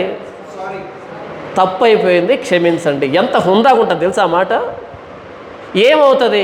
నేనేమైనా దేవుణ్ణా ప్రతిదీ నిజం మాట్లాడడానికి అన్నీ తెలిసి నాకు కూడా తెలియకుండా కొన్ని పదాలు దొరుకుతాయి, వెంటనే క్షమించండి, పొరపాటు అయిపోయింది. ఎంత గంభీరంగా ఉంటుంది. యేసుప్రభు నేర్పించింది అదే కదా, క్షమించమని అడగడమే కదా యేసుప్రభు నేర్పించింది.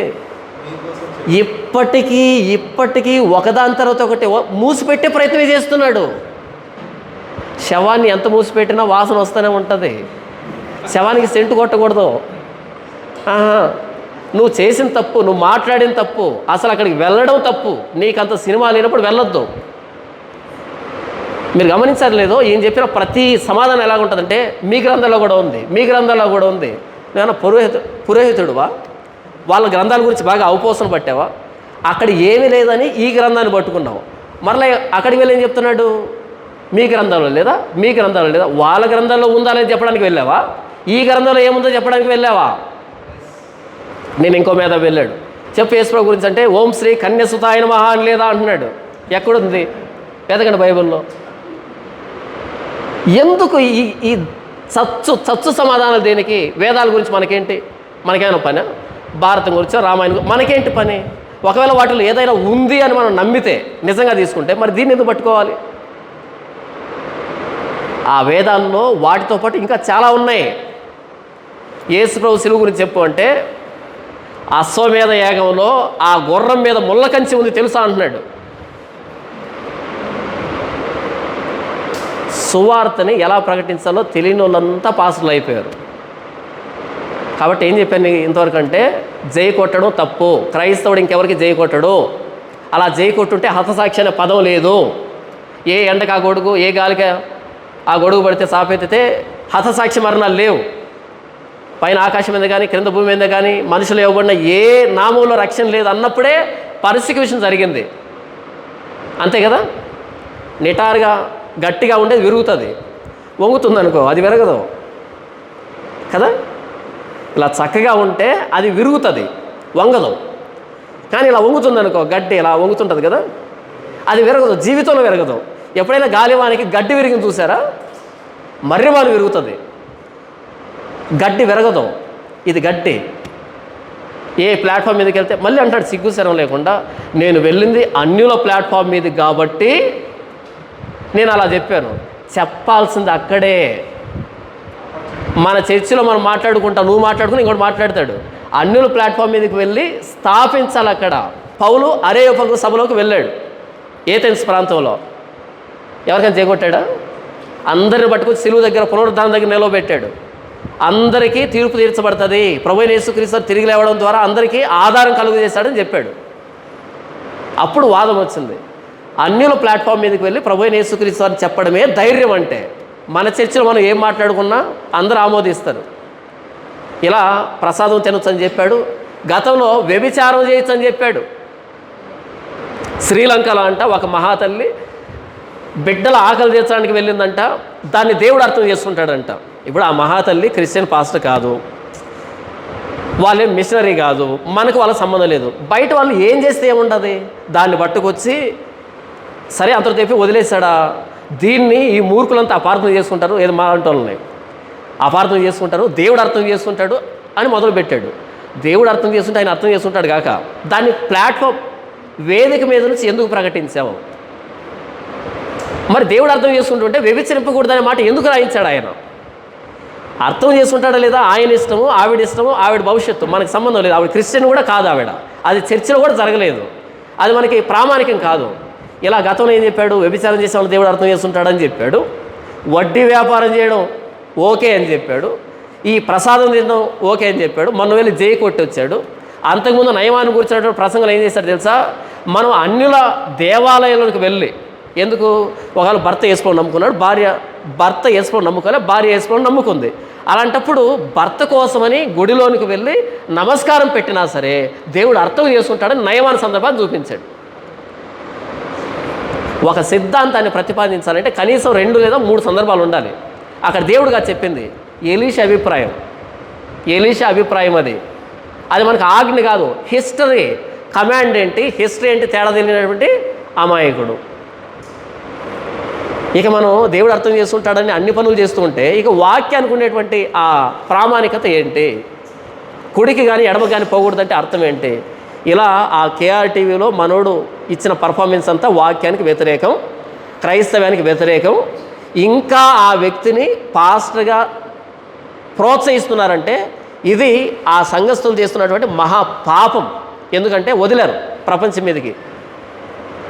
ఎంతమంది విశ్వాసాలు దెబ్బతిన్నాయి తెలుసా? మీకు ఒక సందర్భం చెప్తాను. క్రాంతి టీవీలో వాళ్ళు ఆ ఇంటర్వ్యూ వదిలిన తర్వాత నా ఫోటో ఒకవైపు వేశారు, వర్సెస్ అని పెట్టారు. ఇటువైపు ఆ వ్యక్తి ఫోటో వేశారు. నా ఫోటో కింద ఏం వేశారు తెలుసా? ప్రైజ్ దలాడని రాశారు. ఇటువైపు ఏమి రాశారు తెలుసా? జై శ్రీరామ్. నీళ్ళు లేని మొండి బావిలో దూకి సావడం ఉత్తమం కాదా? ఇంత బతికి ఇన్ని ప్రసంగాలు చేసి జై శ్రీరామ్ అనే దాన్ని సంతరించుకున్నామంటే, ఓన్ చేసుకున్నామంటే ఇంతకు మించిన అవమానమా? మీకు అర్థమవుతుందా? సిగ్నేచర్ స్టూడియోలో మరి దేంట్లో అనుకుంటాను, ఒకవైపు నా ఫోటో వేశారు, నా ఫోటో వేశారు, ఇంకోవైపు విజయప్రసాద్ రెడ్డి, కరుణాకర్ సుగ్న, లలిత్ కుమారు, రాధా మనోహర్ దాసు వీళ్ళందరూ ఫోటోలు వేశారు.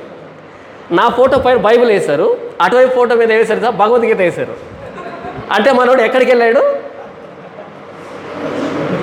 ఇంతకు మించిన వివరణ కావాలన్నా? ఇంతకు మించిన వివరణ ఎప్పుడైతే ప్రైజ్ దలాడని నా ఫోటో కింద పడిందో, ఎప్పుడైతే వాళ్ళ దేవుడికి చేయకూడదు నీ ఫోటో పడిందో అది చాలు, ఇక వివరణ వద్దు. మళ్ళీ వాళ్ళు ఏం చేస్తారు తెలుసా? అక్కడ అలా రాసిన తర్వాత ఆ వీడియో బయటకు వెళ్ళిన తర్వాత ఇటువైపు ఆయన మాట్లాడతాడు, జై కొట్టాడు, మనం వాళ్ళ గుళ్ళకి వెళ్ళొచ్చు, వాళ్ళ సంప్రదాయాలు పాటించవచ్చు, ఇలా అందరిని ప్రేమించాలి. మనం ప్రేమిస్తాం, మనం ఎవరిని ద్వేషించం. ప్రేమించే కదా వాళ్ళ ఇంటికి వెళ్ళి సువార్త చెప్తున్నాం. అన్న సువార్థికుడు వెళ్తూ ఉంటే వాళ్ళేం గౌరవిస్తున్నారా? బూతులు మాట్లాడతారు కదా, మరలా ఎందుకు వెళ్తున్నాం? ప్రేమించే కదా.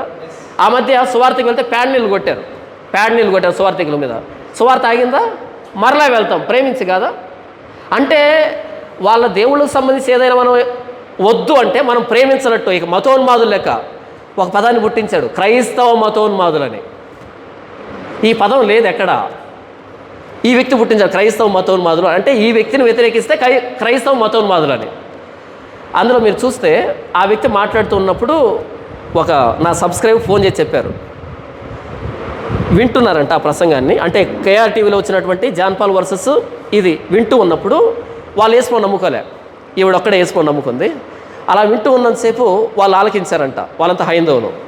ఎప్పుడైతే ఈ వ్యక్తి అయిపోయి నాది ప్లే అయిందో, జైకొట్టు అనగానే పొరపాటు కూడా జైకొట్టను అన్నాను, ఈ వెధవ చూడు అని అన్నారంట నన్ను. ఈ వెధవ ఎలా మాట్లాడుతాడు చూడు అన్నారంట నన్ను.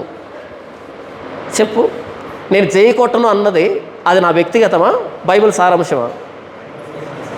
1 యోహాను పత్రిక చివరి అధ్యాయం చివరి వచనం, పిల్లలారా విగ్రహముల జోలికి పోకుండా జాగ్రత్తగా ఉండండి అని బైబిల్ సారాంశం కదా. నేను జైకొట్టను అన్నా, అప్పుడు నేనేమయ్యాను? వెధవనయ్యాను. ఈయనేమయ్యాడు? వాళ్ళకు బంధువు అయ్యాడు. అంటే బైబిల్ సారాంశాన్ని ఎంత దిగజార్చాడు కదా.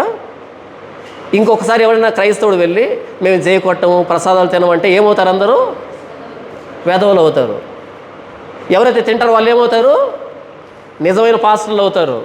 ఎంత డెఫినేషన్ మారిపోయింది తెలుసా ఈ విజయ ప్రసాదం వల్ల. ఆయన పేరులోనే ప్రసాదం ఉంది, ఇక ఆయన పెద్ద విశేషం ఏంటి. ఇంకో మాట చెప్తాను, ప్రసాదాన్ని తెచ్చుకొని తిన్నటువంటి హనీ జాన్సనే క్షమాపణ చెప్పాడు. ఇది అన్నవరం ప్రసాదము, ఇది తిరుపతి ప్రసాదము, ఇది శబరిమల ప్రసాదం అని తిన్నాడు లైవ్లో. ఆ వ్యక్తే క్షమించండి అని చెప్పాడు. ఇది మంచిది. తెలియనప్పుడు ఏదో నమ్మేసి తిన్నాడు, ఇప్పుడు క్షమాపణ చెప్పాడు, మంచిది. ఇప్పటికి క్షమాపణ చెప్పడే. చివరికి ఒక మాట చెప్పి నేను ముగిస్తాను. చిన్నపిల్లలకి 1వ తరగతిలో ఒక పాఠం ఉంది, ఏనుగమ్మ ఏనుగు అనే పాట ఉంది కదా, ఆ పద్యం ఉంది కదా. ఆ పద్యంలో చివరిలో ఏమొస్తుందంటే ఏనుగు మీద రాముడు ఎంతో చక్కని దేవుడనే ఎండ్ అవుతుంది ఆ పద్యం. ఇప్పుడు చెప్పండి, ఈ పద్యం పాడే వాళ్ళంతా పాపులా అని దాన్ని ఆ వ్యక్తి సిద్ధాంతాన్ని సమర్థించుకోవడానికి తీసుకున్నాడు. అంటే పాపం 1వ తరగతికి వచ్చి ఆగాడు. నేను చేసిన తప్పు అంటే అయిపోయిండేది పోగొట్టి ఎక్కడి దాకా వచ్చాడు? 1వ తరగతి పద్యాన్ని తీసుకొని సమర్థించుకునే దగ్గర దిగజారిపోయాడు. ఇంతకంటే దిగజారుడులో కూడా రకాలు ఉంటాయి. ఈ స్థాయిలో కూడా దిగజారుడు. దాని చూసి అందరూ చప్పట్లు కొట్టడం ఏదో పెద్ద లాజిక్ చెప్పినట్టు. మనం పట్టుకోవాల్సింది 1వ తరగతి పుస్తకాలు కాదు, బైబుల్ని. ఇదేం చెప్పింది అని. అర్థమైందా అన్న? అయిపోయా ప్రశ్నలు?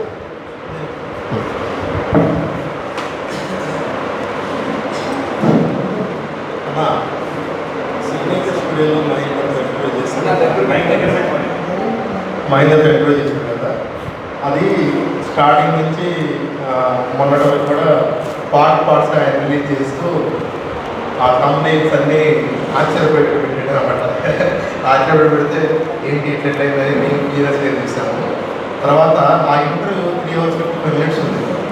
ఆ 3 hours 55 minutes కంటిన్యూస్గా చాలా బాగా అనిపిస్తుంది. ఆయన చాలా హిందూ బాధ్యతలు కలిగిన వ్యక్తి. ఆయన ఎక్కడికెక్కడ క్రాస్ చేయాలని బాగా ట్రై చేశాడు. ఆ ఇంటర్వ్యూ అంతా అయిపోయిన తర్వాత లాస్ట్లో జ్ఞానం అంటే నేను కూడా చాలా కన్విన్స్ అవుతున్నాను. అవును, నేను కూడా చాలా కన్విన్స్ అవుతున్నా, నన్ను కూడా మార్చుకుంటున్నారే మీరు. అవును. అంతకంటే ముందేమన్నాడు తెలుసా? ఇలాగే వదిలిపెడితే నరేంద్ర మోడీకి బాప్తీసం ఇస్తాం, చిన్నజీర స్వామిని కూడా మారుస్తాం అన్నాడు ఆ వ్యక్తి. అన్నారు. అది బాగా హ్యాపీ అనిపించింది మాకు.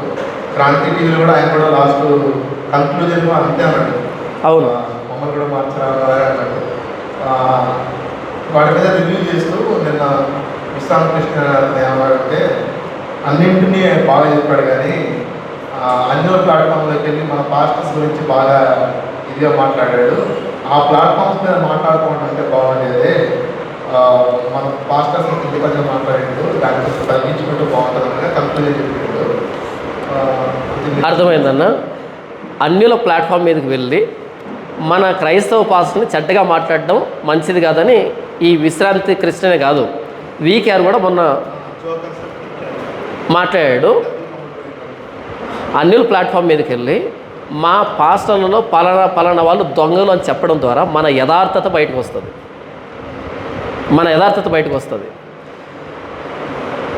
మన యేసుప్రభువుని నమ్ముకున్నారు అని వీళ్ళని దాచిపెడితే రేపు ఒకానొక రోజు బయట వాళ్ళు చెబితే వినాల్సిన పరిస్థితి వస్తుంది.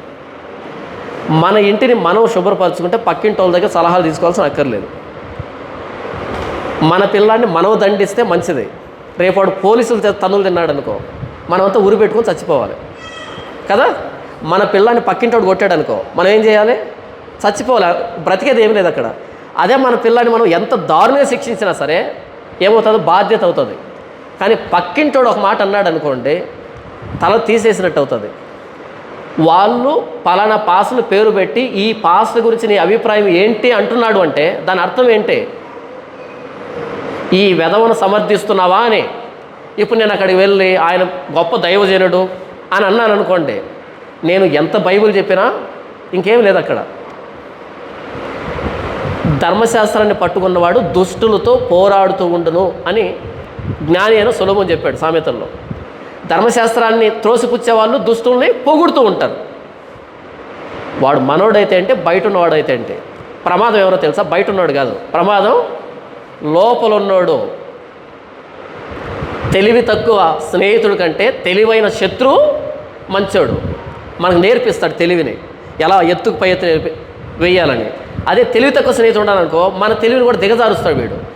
మన లోపల ఉంటూ యేసువ పేరు పెట్టుకొని వీళ్ళు చేసే తమాషాలకి క్రైస్తవ్యం మీద రాళ్ళు పడుతున్నాయి. ఈరోజు వీళ్ళంతా ఎందుకు పుట్టుకొచ్చారు బయటికి? క్రైస్తవం మీద మాట్లాడుతున్న వాళ్ళతో ఎక్కడి నుంచి వచ్చారు వీళ్ళు? ఇంతకుముందు లేరే. ఎక్కడి నుంచి వచ్చారంటే ఎప్పుడైతే ఈ దొంగలంతా పుట్టుకొచ్చారో అప్పుడు కడుపు రగిలింది వీళ్ళకి. అరే ఇన్ని తమాషాలు చేస్తూ మత ప్రచారం చేసి మారుస్తున్నారు ఇలాంటి వాళ్ళని అని. మీరు చెప్పండి, యాపిల్ పండు తింటే పిల్లలు పుడతారా? మరి శాంకిషోర్ ఇవ్వట్లే. అరటి పండు తింటే పిల్లలు పుడతారా? ఈ అమ్మతేజ ఇవ్వట్లే. కొబ్బరి నూనె బాటలు అమ్ముకుంటే స్వస్థతలు వస్తాయా? వస్తే మరి ఈ వ్యక్తి ఎందుకు హాస్పిటల్కి వెళ్ళాడు? కొబ్బరి నూనె బాటలు ప్రార్థన చేసిన దాన్ని ఈ వ్యక్తి పూసుకుంటే రోగం బాగా అయితే ఈ వ్యక్తి ఎందుకు హాస్పిటల్లో జాయిన్ అవుతున్నాడు? ఆ వ్యక్తి కొడుక్కి ఏదో యాక్సిడెంట్ అయింది, తలంతా అంటుకుంది కదా, అప్పుడు వెంటనే కొబ్బరి నూనెతో కదా అంటాలి. హాస్పిటల్కి ఎందుకు తీసుకెళ్లారు? ఈ వ్యక్తికి ఆరోగ్యం బాగాలేనప్పుడు కొబ్బరి నూనె త్రాగాలి, ఎందుకు హాస్పిటల్కి వెళ్ళారు? అంటే 1,00,000 మంది చేసే ప్రార్థన చేసిన కొబ్బరి నూనె బాటలని నువ్వు అమ్ముతావు, కానీ నీకు రోగం వస్తే హాస్పిటల్ వెళ్తావు. నీకెందుకు అద్దాలు? అద్దాలు దేనికి? కొబ్బరి నూనె పూసుకుంటే పోదా? ఇలాంటి తమాషాలన్నీ బయట వాళ్ళు గమనిస్తున్నారు. మనం కళ్ళు మూసుకొని వెళ్తున్నాం కానీ ఆయన దైవజనుడే, ఈయన దైవజనుడే అని వెళ్తున్నాం కానీ బయట వాళ్ళు కొంచెం ఆలోచిస్తున్నారు. ఎవరైతే బయట వాళ్ళు ప్రశ్నిస్తున్నారో దాని అర్థం ఏంటంటే నిజమైన క్రైస్తవాన్ని కోరుకుంటున్నారు వాళ్ళు. మీ క్రిస్టియానిటీది కాదు, ప్లీజ్ ఒరిజినల్గా ఉండండి అని కోరుకుంటున్నారు వాళ్ళు. అందుకని అడుగుతున్నారు, ఎందుకని పలానా వ్యక్తి పేరు పెట్టి ఆ వ్యక్తి మీద మీ అభిప్రాయం ఏంటి అని అడిగారు అంటే వీడు దొంగ, మరి నీ దృష్టిలో ఏంటి అని. నా దృష్టిలో 2 దొంగ. నీకు బైబిల్ తెలియదు కాబట్టి దొంగ అనిపించింది, నాకు బైబిల్ తెలుసు కాబట్టి 2 దొంగ. దొంగను దొంగ అని చెప్తాం, అది మన యథార్థత. నా శరీరంలో ఇన్ఫెక్షన్ వచ్చింది బ్రదర్, డాక్టర్ ఏమన్నాడు? ఇన్ఫెక్షన్ వచ్చింది, ఈ వేలు తీసేయాలి. వద్దు డాక్టర్ అన్నట్టు ఏంటి పరిస్థితి? ఏంటి? మొత్తం చేయబోతుంది. మన శరీరంలో ఇన్ఫెక్షన్ వచ్చినా దాన్ని ఇన్ఫెక్షన్ అని అంటారు, దాన్ని తీసివేయాలి. అపోస్తలుడైన పౌలు ఎవరిని గురించి పత్రికలు రాశాడు? అపోస్తలుడైన యోహాను ఎవరిని గురించి పత్రికలు రాశాడు? వాళ్ళు మనలో నుండే బయలు వెళ్ళారు, కానీ వాళ్ళు మన సంబంధాలు కాదు, క్రీస్తు విరోధులు వాళ్ళు. నేను వెళ్ళిపోయిన తర్వాత సంఘంలో క్రూరమైన తోడేలు ప్రవేశిస్తాయి, కాబట్టి కాపాడండి, జాగ్రత్త అని చెప్పాడు. దేమా ఎవరు? అపోస్తలుడైన పౌలుతో పాటు తిరిగినవాడు కాదా? అలెగ్జాండర్ అనే కన్సర్వాడు ఎవడు? ఇస్కరియోతు ఎవరు? ఇంతకీ ఇస్కరియోతు ఎవరు? మరి ఎందుకు యేసుప్రభు అంత కఠినమైన మాట, నీవు ఎందుకు పుట్టావు, నీవు పుట్టి ఉండని ఎడల నీకు మేలు ఎందుకన్నాడు ఆ మాట? గెహాజీ ఎవరు? గెహాజీ ఎవరు? అరణ్యంలో రాలిపోయినటువంటి 1,00,000 మంది ఇశ్రాయేలీయులు ఎవరు? ఖండించు, గద్దించు, బుద్ధి చెప్పని ఎవరికి చెప్పాడు? బయట వాళ్ళకే, మనకే కదా. కాబట్టి లోపల ఉన్నవాడు బయట ఉన్నవాడి కంటే ప్రమాదం. మీకు మాట చెప్తాను. ఆకీషు అనే రాజు ఉన్నాడు, ఫిలిస్తీన్ రాజు. దావీదు వెళ్ళి నేను నీతో పాటు యుద్ధానికి వస్తాను ఇశ్రాయేలు మీదకి అన్నాడు. అప్పుడు కొంతమంది వచ్చి, రాజా ఎంతైనా ఈ వ్యక్తి ఇశ్రాయేలుడే, యుద్ధానికి వెళ్ళిన తర్వాత మన వైపు వాళ్ళ వైపు మనసు వచ్చి మన వైపు తిరిగాడు అనుకో, ఈ వ్యక్తి గురించి ఎవరు పాట పాడారు తెలుసా? సౌలుకి 1000 కొలదైతే ఈయనకు 10,000 ఈయనకు 10,000 కొలదని పాట పాడారు. ఇంత బలవంతుణ్ణి మనమే తీసుకుని వెళ్ళామనుకో, మన మీద తిరగబడితే పరిస్థితి ఏంటి కదా. అంటే ఈ వ్యక్తి శత్రు దేశానికి సంబంధించిన వ్యక్తి, మనలో ఉంటే మనకే ప్రమాదం. ఈ వ్యక్తి బయట ఉండాలి, మనలో ఉండకూడదని అన్నాడు కదా. బయట ఉండే శత్రువుని గుర్తుపట్టి కొట్టచ్చు, లోపల ఉన్నాడుకో శత్రువు, అమ్మో చాలా కష్టం. వీళ్ళందరూ లోపల ఉన్నటువంటి శత్రువులు. వీళ్ళు చేసే ప్రతిదానికి క్రైస్తవం మీద బురద పడుతూ ఉంది, క్రైస్తవం మీద బురద పడుతూ ఉంది. కాబట్టి ఇప్పుడు మన శత్రువు బయటోడు కాదు, వాడికి తెలియదు. తెలిసినా తెలియకపోయినా వాడు శత్రువు అని బోర్డు పెట్టుకున్నాడు. కానీ వీళ్ళు బోర్డు పెట్టుకోలే, దైవజనుల పేరుతో చలామణి అవుతున్నారు. 50 రోజులు ఉపవాస ప్రార్థనలు జరుగుతున్నాయా? బెల్లంపల్లిలో టచ్ అంటున్నాడా? టచ్ అనేది వాక్యానుసారమా? వాక్యానుసారం కాదు కదా. అది తమాషాగా అనిపిస్తుంది. మొన్న ఒక వ్యక్తిని పిలిచి టచ్ అని ఎయిడ్స్ పోయిందని చెప్తున్నాడు. నవ్వుతారు బయట వాళ్ళు. ఎయిడ్స్ పోతుందా టచ్ అంటే? క్యాన్సర్ పోతుందా టచ్ అంటే? కడుపులో గడ్డలు పోతున్నాయంటే టచ్ అంటే? ఎప్పుడైతే ఇలా మనం చేస్తామో, దీన్ని మనం ఖండించమో, వాడితో పాటు మనం కూడా దొంగలం అవుతాం. మనం ఖండిస్తే యథార్థత బయటకు వస్తుంది. ఇంకా క్రైస్తవులు యథార్థవంతులు ఉన్నారు, మన విలువ పెరుగుతుంది. చాలామంది అంటారు మనల్ని మనమే విమర్శించుకోవచ్చా అని. మనల్ని మనమే విమర్శించుకుంటే తీర్పు పొందక పోవదము. బయటోడు వచ్చి విమర్శిస్తే అవమానం. మనల్ని మనమే విమర్శించుకోవాలి. ఎలా విమర్శించుకుంటాం? ఇదిగో లేఖనం. ఈ లేఖనం ఎందుకు ఇవ్వబడిందంటే, దీన్ని బట్టి ఉన్న నా పరిచర్య నీ పరిచర్య. దీన్ని కుడిగానే అడగకపోతే ఎవడైనా అడగవచ్చు. అది విమర్శ కాదు, లేఖనం మనల్ని పరిపాలిస్తుంది. లేఖనాన్ని మనం గౌరవిస్తున్నాం అని అర్థం. మనం విమర్శించకపోతే లేఖనాన్ని గౌరవించట్లేదు అని అర్థం. ఎందుకంటే బైబిల్ చెప్పింది ఖండించమని, గద్దించమని, బుద్ధి చెప్పమని. అది మనం చేయట్లేదు అని అర్థం. అపోస్తలుడైన పౌలు 14 పత్రికలు ఎందుకు రాశాడు? పత్రికలు ఎందుకు రాయబడ్డాయి? అసలు ప్రభువైన యేసుక్రీస్తు వారు రోమీని ఒక మాట అన్నాడా? గ్రీస్ దేశస్తుని ఒక మాట అన్నాడా? అన్ని జనులు ఒక మాట అన్నాడా? అనలే. ఎవరిని తిట్టాడు ఆయన? సొన్నం కొట్టిన సమాధానాన్ని ఎవరిని అన్నాడు? పరిసయ్యులు ఎవరు? సొంత జాతి కదా, సొంత ఇశ్రాయేలు కదా. యేసు ప్రభు పల్లెత్తి మాట బయట వాళ్ళని అనలే. ఈరోజు వాళ్ళ గ్రంథాలన్నీ తీసుకొచ్చి టేబుల్ మీద పెట్టుకొని వాళ్ళని అంటున్నారు మీ గ్రంథాలు ఎలా ఉందని. సారీ, అనాల్సింది మనల్ని మనమే అనుకోవాలి. వాళ్ళ గ్రంథాల్లో ఏమున్నా మనకు అనవసరం. ప్రాణం లేనటువంటి పుస్తకాలు మన బైబిల్ని బట్టి మనల్ని మనం సరి చేసుకోవాలి. ఈరోజు జరుగుతుంది ఏంటంటే, మనల్ని మనం సమర్థించుకోవాలి, బయట వాళ్ళని వేలెత్తి చూపిస్తాం. మీ దేవుడిట్ట, మీ దేవుడిట్ట, మీ దేవుడిట్ట అని. అసలు ఉన్నారా వాళ్ళు? లేదు కదా. యేసు ప్రభు స్వజాతీయుల్ని ఖండించాడు. రోమీలు ఒక్క మాట మాట్లాడలేదు, గ్రీకులను ఒక్క మాట మాట్లాడలేదు. ఆయన మాట్లాడింది ఎవరి గురించి అంటే సొంత జాతి గురించి. వేషధారులారా, సున్నం కొట్టిన సమాధులారా అన్నది ఎవరి గురించి? అందుకని యూదులు భయపడి వీడు ధర్మశాస్త్రాన్ని అతిక్రమిస్తున్నాడు, ధర్మశాస్త్రం నిరర్థకం చేస్తున్నాడు, సిలువెక్కించారు. అందుకే యేసు చెప్పాడు, నేను ధర్మశాస్త్రాన్ని కొట్టివేయడానికి రాలే. ఎందుకు మాట అన్నాడు? కొట్టివేస్తున్నాడని నింద వచ్చింది ఆయన మీద.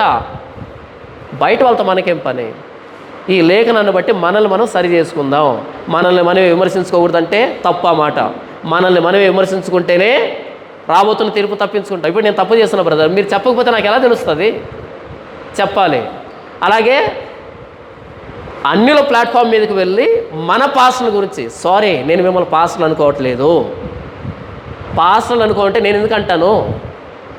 మీరు పాస్టర్లు కాదు కాబట్టే, మీరు చేస్తున్న పరిచర్య కాదు కాబట్టే, మీరు బిజినెస్ చేస్తున్నారు కాబట్టే, మీరు చేస్తున్న తమాషాలు క్రైస్తవం నవ్వులు పాలవుతుంది కాబట్టే అన్నిల ప్లాట్ఫామ్ మీద నిలబడి వీళ్ళు మా వాళ్ళు కాదు అని సర్టిఫై చేసి వచ్చాను అక్కడి నుంచి ఇక్కడికి. ఇప్పుడు మన వాళ్ళు వచ్చి నా గురించి ఇలా మాట్లాడు, నా గురించి ఇలా మాట్లాడు. నీ బ్రతుకు మారుంటే కదా. మొన్న ఛానల్లో కాదు నేను మాట్లాడింది, అంతకంటే ముందు wolves in sheeps clothing channel పెట్టి ఎప్పటి నుంచో మాట్లాడుతున్నా. బ్రతుకు మారిందా? మారలే. ఎప్పుడైనా అదే మాట మాట్లాడతాను, ఎక్కడైనా అదే మాట మాట్లాడతాను. ఎందుకంటే వాళ్ళకి తెలియాలి క్రైస్తవులు యథార్థవంతులు ఉన్నారు ఇంకా అని. అప్పుడైనా బైబిల్ మీద గౌరవం వస్తుంది వాళ్ళకి. నిన్ను సపోర్ట్ చేస్తే నువ్వు వెళ్ళి బెల్లంపల్లి సపోర్ట్ చేస్తావు. వాట్ టచ్ అంటాడు, ఎయిడ్స్ పోయింది అంటాడు. తిరిగి వచ్చి నా మీద పడుతుంది. ఎంత వాక్యం చెప్పినా సరే నువ్వు కూడా అదే జాతి కదా. నేను వాళ్ళ లాంటి వాడిని కాదు అని చెప్పాలి అంటే నువ్వు నీ తప్పుని తప్పుగా చెప్పాలి. నువ్వు చేసే తప్పుని బైబిల్ సమర్థించట్లేదంటే నువ్వు తప్పుడుగా చెప్పాలి. ఇప్పటికైనా ఒప్పుకొని విడిచిపెట్టు, నేనే మరలా వీడియో చేస్తాను. పలానా వ్యక్తి గతంలో ఎలా ఉన్నాడు, ఇప్పుడు మారిపోయాడు అని నేనే వీడియో చేస్తా కదా. నువ్వు మారాలన్నది నా ఉద్దేశం. కాబట్టి చెబుతున్నా, నువ్వు మారితే మరలా నేనే నిన్ను పొగుడతాను. బైబిల్ ఏం కోరుకుంటుంది? మార్పును కోరుకుంటుంది. మారితే మరలా పొగుడుతాను, మారకపోతే ఇంకో పెద్ద ప్లాట్ఫామ్ మీదకి వెళ్ళి అక్కడ కూడా చెప్తాను పెద్ద దొంగ గజ దొంగ అని. అర్థమైందా? వందనాలు బ్రదర్. అవును అవును. నాన్నగారి వరాలు ఒక సందర్భం. నెక్స్ట్ వచ్చేసి నమ్ముడని వాళ్ళైతే నమ్మడానికి సమస్య సాధ్యం ఒకటి. అవును. నమ్ముడు వారు వేటి పీరియడ్స్ ఈ కార్యం చెప్తారు. నమ్ముడు వాళ్ళ వల్ల ఈ సూచన పీరియడ్ చెప్పాను 3 సందర్భాలు. వీటన్నిటికీ ఒకటే క్వశ్చన్ అనుకున్నాను మీకు. ఇప్పుడు లేవనెత్తారు కదా, ఎయిడ్స్ పోవడం కానీ ఇది పోవడం కానీ లేవనెత్తారు కదా, ఎవరైతే స్వస్థత పొందుతున్నారో వాళ్ళు కొంతమంది పాస్టర్ అనే వాళ్ళు ఉన్నారు, నిజంగా చేసుకోవడమే పోతున్నారు. జరిగిన వాళ్ళ సంగతి మీరేమంటారు? నిజంగా జరిగింది అంటే ల్యాబ్ టెక్నీషియన్ రిపోర్ట్ చూశాను, కన్ఫర్మ్ చేసుకున్నాను, కానీ నాకు నమ్మకం లేదు. ఒకవేళ వాళ్ళ సందేశం తెలియదు, అక్కడ చూసి నమ్మడం లేదు. నా భార్య క్వశ్చన్ ఏంటంటే, ఒకవేళ వాళ్ళు అక్కడ చెప్పే తప్పే కావచ్చు, అతను ఎడ్యుకేషన్ ప్రోగ్రామ్ చేయొచ్చు, కానీ వీళ్ళందరూ క్రీస్తుని స్వస్థత అయింది, మనం దాన్ని ఏ విధంగా పరిగణిస్తారు అని చెప్తానన్నా. చాలామందికి నా మీద ఉండేటువంటి అభిప్రాయం ఏంటంటే, ఈ వ్యక్తి స్వస్థతను నమ్మడు, స్వస్థతలు లేవని చెప్తున్నాడు, వరాలు ఆగిపోయినాయి అంటాడు, పరిశుద్ధాత్మ దేవుడు కూడా నమ్మడు అని మాట్లాడుతున్నారు కదా.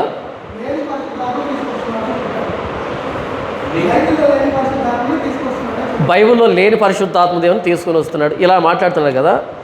నేను స్వస్థతను నమ్మినంతగా ఇంకెవరు నమ్మరు. నాకు జలుబు చేసినా మొదట ప్రభువా స్వస్థత కావాలని ప్రేయర్ చేసుకుంటాను. ఇప్పుడు వచ్చేటప్పుడు కూడా ప్రేయర్ చేసుకొని, ప్రభువా నా దగ్గర ఏమీ లేదు, నీవు నడిపిస్తేనే నడుస్తాను, నీ కృప కావాలి, పరిశుద్ధాత్మ దేవుని నడిపింపు కావాలనే ప్రేయర్ చేసుకొని వచ్చాను ఇక్కడికి. నా సొంత జ్ఞానంతో నేను రాలేదు ఇక్కడికి. బైబిల్ చాలా స్పష్టంగా చెప్పింది ఏంటంటే, నిన్ను స్వస్థపరచు యెహోవాను నేనే. ఆయన యెహోవా రాఫా, స్వస్థపరిచే దేవుడు. దేవుడు స్వస్థత చేయడం నేను ఎప్పుడు చెప్పలే, స్వస్థతలు జరగట్లేదని నేను ఎప్పుడు చెప్పలే, స్వస్థతలు వద్దని నేను ఎప్పుడు చెప్పలే. స్వస్థత అని బోర్డు పెట్టి తమాషాలు చేయొద్దు అని చెప్తున్నా.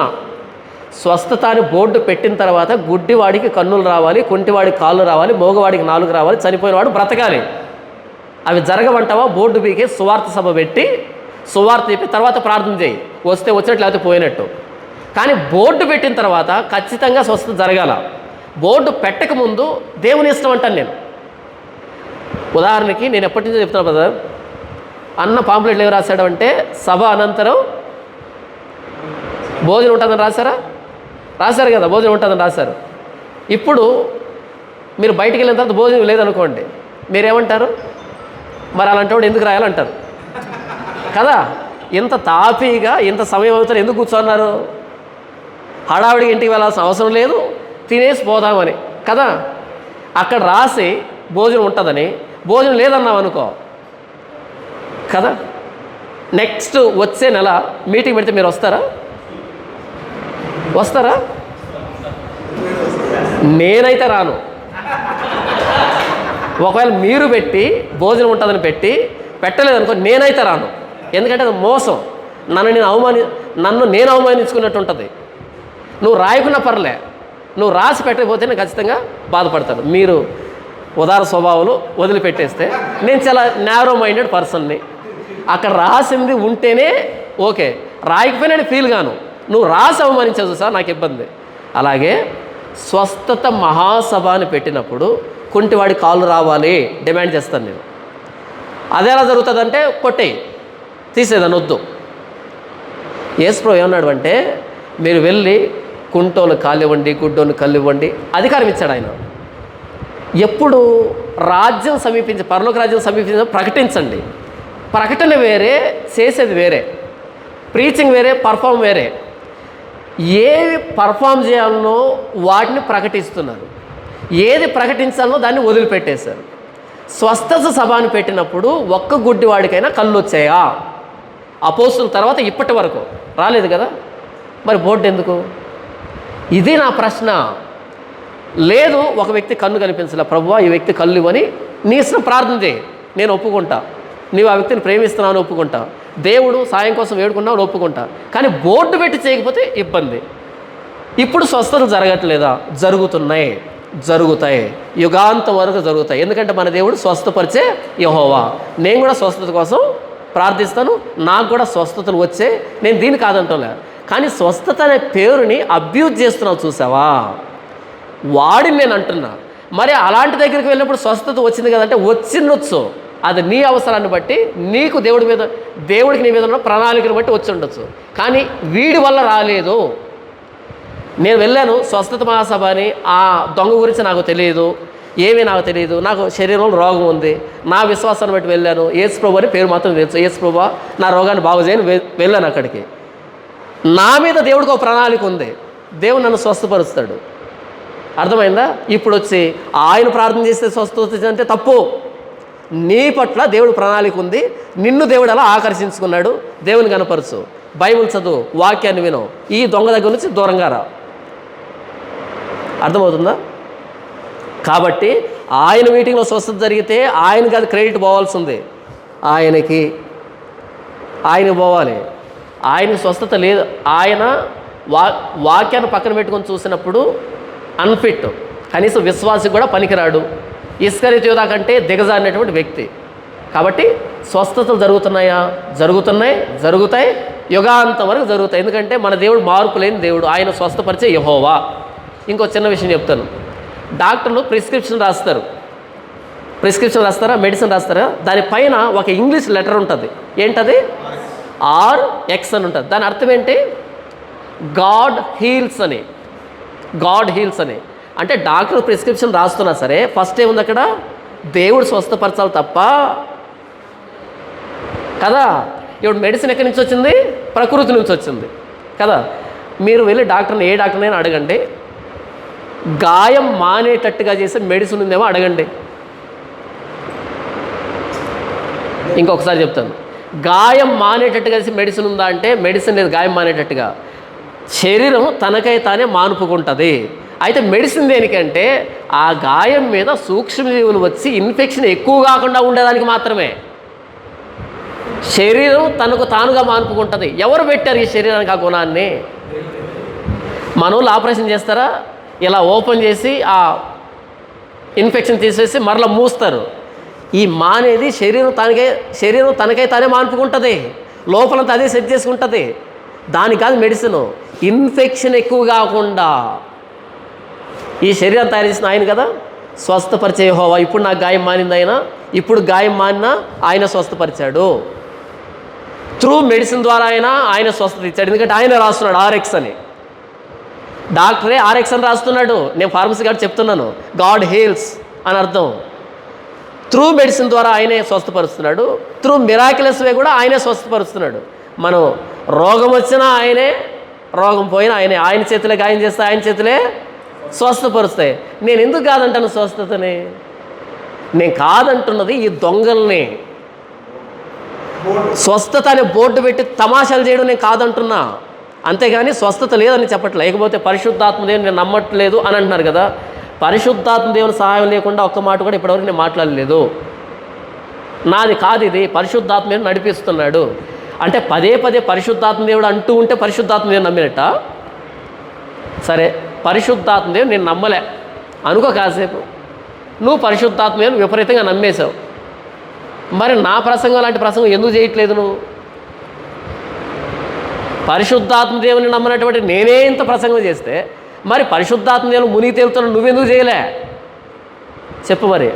సరే, పరిశుద్ధాత్మ దేవుని నమ్మకుండా ఎంతసేపు నన్ను నేను చూపించుకున్నానా, ప్రభువుని చూపించానా? అంటే పరిశుద్ధాత్మ దేవుడు లేకుండా ప్రభువును కనపరిచేటువంటి వ్యక్తి ఉంటాడా? పరిశుద్ధాత్మ దేవుడు లేకుండా క్రీస్తును ప్రభువు అని ఎవడు పలకలేడని రాయబడింది కొరింథీ పత్రిక 15వ అధ్యాయంలో. మరి నేను కొరింథీ పత్రికలో రాయబడింది. ఇప్పుడు నేను ప్రభువైన యేసుక్రీస్తు అని ఇంతవరకు కనపరిచాను ఆయన సిలువను గురించి. పరిశుద్ధాత్మ దేవుడు లేకుండానేనా? పరిశుద్ధాత్మ దేవుని నమ్మడం అంటే నీతిని గురించి, తీర్పుని గురించి, పాపాన్ని గురించి ప్రతినిత్యం ఒప్పించబడడం. నేను దేవుని పెట్టానని ప్రతినిత్యం ఒప్పించబడడం, ఆత్మఫలాలు ఫలించడం. పరిశుద్ధాత్మ ఎందుకు వచ్చాడు? ఆయన నా వాటిలోని తీసుకొని నన్ను కనపరుస్తాడు. మీరు నాకు సాక్షులై ఉంటారు కదా. నేను ఇప్పుడు ఎవరికి సాక్షిని? ప్రభువైన యేసుక్రీస్తు సాక్షిని. పరిశుద్ధాత్మ దేవుడు కదా. అంటే కింద పడి దొరలాలనా? కింద పడి దొరలు గట్టి కేకలు వేయాలనా? పరిశుద్ధాత్మ దేవుడు అల్లరికి కర్త కాడు. ఇంతవరకు అల్లరి ఉందా నేను చెప్పిన దాంట్లో? ఎవరైతే పరిశుద్ధాత్మ దేవుని జానపాలు నమ్మట్లేదంటారో వాళ్ళ దగ్గరికి వెళ్ళండి, ఆరాధనకి వెళ్ళేటప్పుడు మెంతో ప్లేస్ తీసుకుని వెళ్ళండి, మంచిది. ఆరాధన పేరుతో లేస్తారు, ఇక అంతే. చిన్నపిల్లలను దూరంగా పెట్టండి, తొక్కుతారు. ఎంత దారుణం కదా ఇది.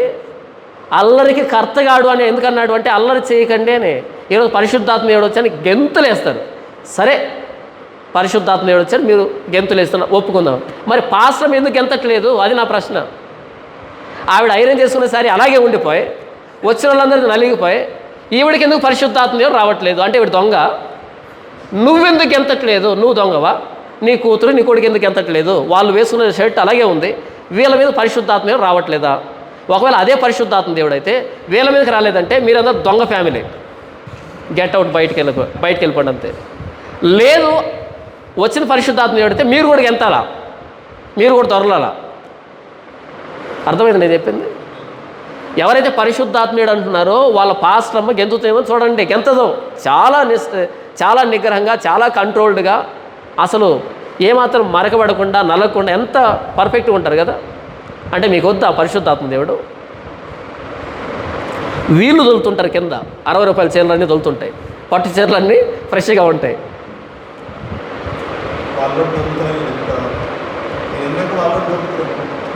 వాళ్ళు దొర్లినా సరే వాక్యం చెప్పింది కదా అల్లరి కర్తగాడు అని. పరిశుద్ధాత్మ దేవుడు వస్తే ఒక వ్యక్తి లోపలికి వస్తే పాపాల వల్ల ఒప్పించబడాలా, బోధ జరగాల. దొర్లితే ఏమొస్తుంది?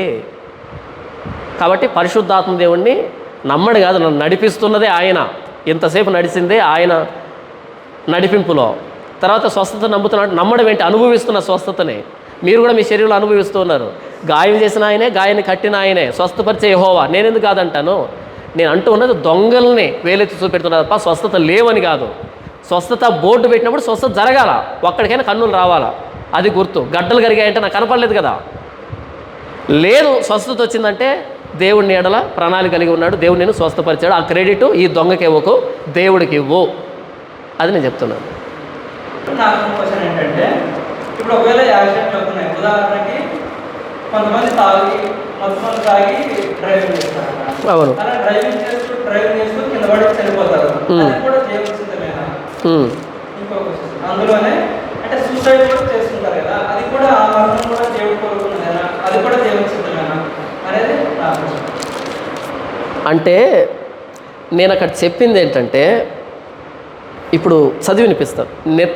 మొదటి ప్రశ్న, యాక్సిడెంట్లకి, ఆత్మహత్యలకి, ఈ ప్రకృతి వైపరీత్యాలకి కారణం దేవుడేనా అన్నది ప్రశ్న.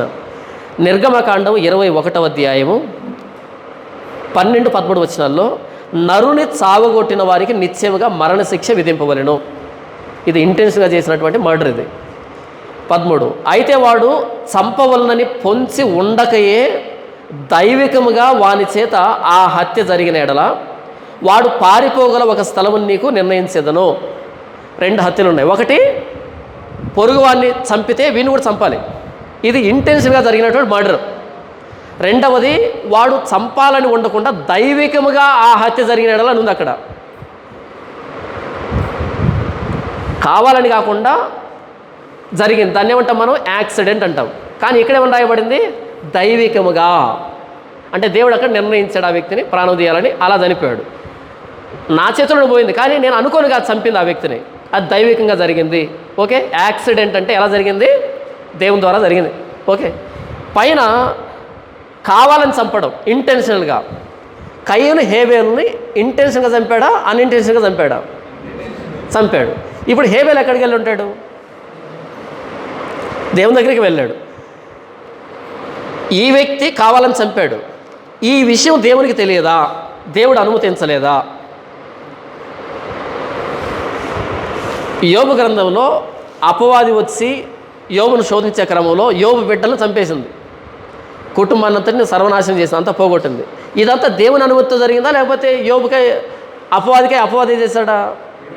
దేవుని అనుమతితోనే. దీన్ని నేను ఏమన్నాను అంటే, ఈ భూమి మీద జరిగే ప్రతి నాశనం కానీ, ప్రతి ప్రళయం కానీ, ప్రతి యాక్సిడెంట్గా ఏదైనా సరే దేవుడి వల్లే జరుగుతుంది అని చెప్పాను. దీంట్లో రెండవ కోణం ఏంటంటే, మనం యాక్సిడెంట్గా పోయామనుకో, అంటే ప్రమాదవశాత్తు పోయామనుకో దేవుడు చంపాడు. లేదు ఇంటెన్షనల్గా ఎవరో చంపారనుకో అందులో కూడా మన పాపమే ఉంటుంది. లేదా నీతివంతుల వరకు దేవుని దగ్గరికి వెళ్తాం. మొత్తానికి దేవుని చేత అనుమతించబడాలి. యెహెజ్కేలు గ్రంథంలో దేవుడు ఏమంటే, యెహెజ్కేలు నేను నిన్ను ఇశ్రాయేలు వారికి కావలి వారిగా నియమించాను. యుద్ధం వచ్చేటప్పుడు బోరు వదలు బాకానాదం చేయాలి. ఆ యుద్ధ ధ్వని విని, ఆ బాకా ధ్వని విని లోపల వాళ్ళు సిద్ధపడితే వాళ్ళు తప్పించుకుంటారు. ఒకవేళ నీ శబ్దం విని కూడా వాళ్ళు పోయారనుకో వాళ్ళ పాపాన్ని బట్టే పోతారు. ఒకవేళ నువ్వు బోరు ఓదలేదనుకో వాళ్ళ పాపాన్ని బట్టి వాళ్ళు చచ్చిపోతారు. కానీ నిన్ను లెక్క అడుగుతాను అని అన్నాడు. 2 సందర్భాలు. నీవు బోరు ఓదాలి, నీ పని అది.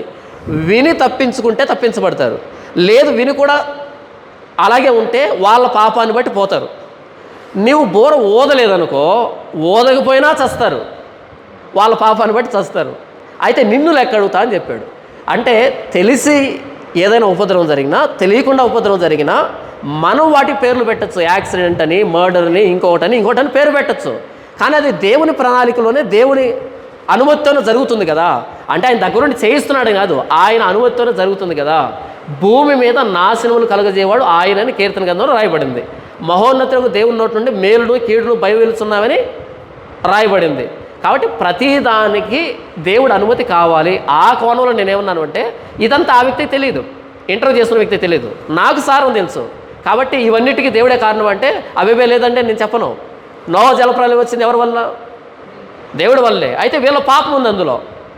వీళ్ళ పాపం లేనప్పుడు రక్షించాడు నోవాహుని, ఆయన ఫ్యామిలీని. పాపం ఉన్న వాళ్ళు మునిగిపోయారు. వచ్చిందైతే దేవుని వల్లే కదా. సొదొమ గొమొర్రా అగ్నిగంధకాలు గురిసాయి ఎవరి వల్ల? దేవుని వల్లే కదా, దేవుని దగ్గర నుంచే కదా. అయితే పాపం లేని వాళ్ళు తప్పించబడ్డారు, పాపాత్ములు పోయారు. మొత్తంగా ఈ భూమి మీద ఏం జరగాలన్నా ఆయన సార్వభౌమ అధికారం కిందనే జరుగుతుంది అన్నది ఆ వ్యక్తికి నేను చెప్పింది.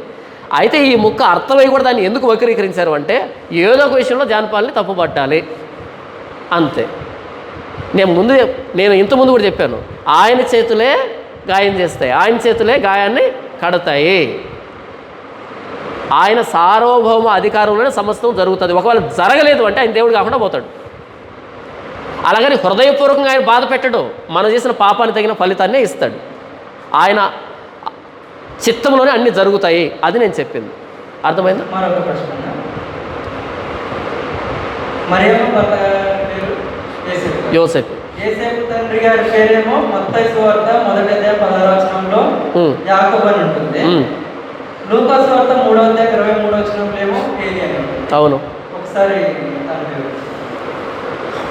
మత్తయి సువార్తలో ఆయన మెస్సియా అనే దానికి రాయబడింది. మెస్సియా ఆయన అంటే రాజవంశంలోంచి వచ్చాడు, ఆయన దావీదు వరుస నుంచి వచ్చాడు అనే దానికి రాయబడినటువంటి వరుస అది. లూకా సువార్తలో రాయబడింది ఏంటంటే బయోలాజికల్గా శారీరకంగా ఎలా పుట్టాడు అనే దానికి వచ్చినటువంటి వివరణ అది. దీన్ని నేను ఒక వీడియోలో వివరించాను, లేవరేట్ మ్యారేజ్ అంటే ఏంటి అనేది. యోసేపు తల్లిగారు ఉన్నారు కదా, మొదటి భర్త మరణిస్తే ఇంకో భర్తను చేసుకుంది, మరణించిన తర్వాత చేసుకుంది, దాన్ని లేవరేట్ మ్యారేజ్ అని పిలుస్తారు. అప్పుడేమవుతుంది, ఈ యోసేపుకి 2 వరుసలు వస్తాయి. ఒకటి లీగల్ ఫాదర్, ఇంకొక ఆయన బయోలాజికల్ ఫాదర్, ఇద్దరు వస్తారు. ఒక ఆయన మ్యారేజ్ చేసుకోంది, ఆయన చనిపోయాడు, తర్వాత ఇంకొక ఆయన మ్యారేజ్ చేసుకుంది, లెవరేట్ మ్యారేజ్ అంటారు కదా ఇది. అలా మ్యారేజ్ చేస్తున్నప్పుడు ఈ వ్యక్తికి యోసేపు పుట్టాడు. అప్పుడు ఒక ఆయన బయోలాజికల్ ఫాదర్ అవుతాడు, ఇంకొక ఆయన లీగల్ ఫాదర్ అవుతాడు. 2 వరుసలు అవి. ఒక వరుస నుంచి ఏం చెప్తున్నాడు అంటే ఈ లీగల్ ఫాదర్ ద్వారా ఏం చెప్తున్నాడు అంటే ఒక వరుసలో ఏం చెప్తున్నాడు అంటే ఈయన మెస్సియా దావీదు వరుస నుంచి వచ్చాడని, ఇంకో వరుసలో ఏం చెప్తున్నాడు అంటే బయోలాజికల్గా ఎవరికి పుట్టాడు అని చెప్తున్నాడు. 2 వరుసలు అవి. చివరి ప్రశ్న.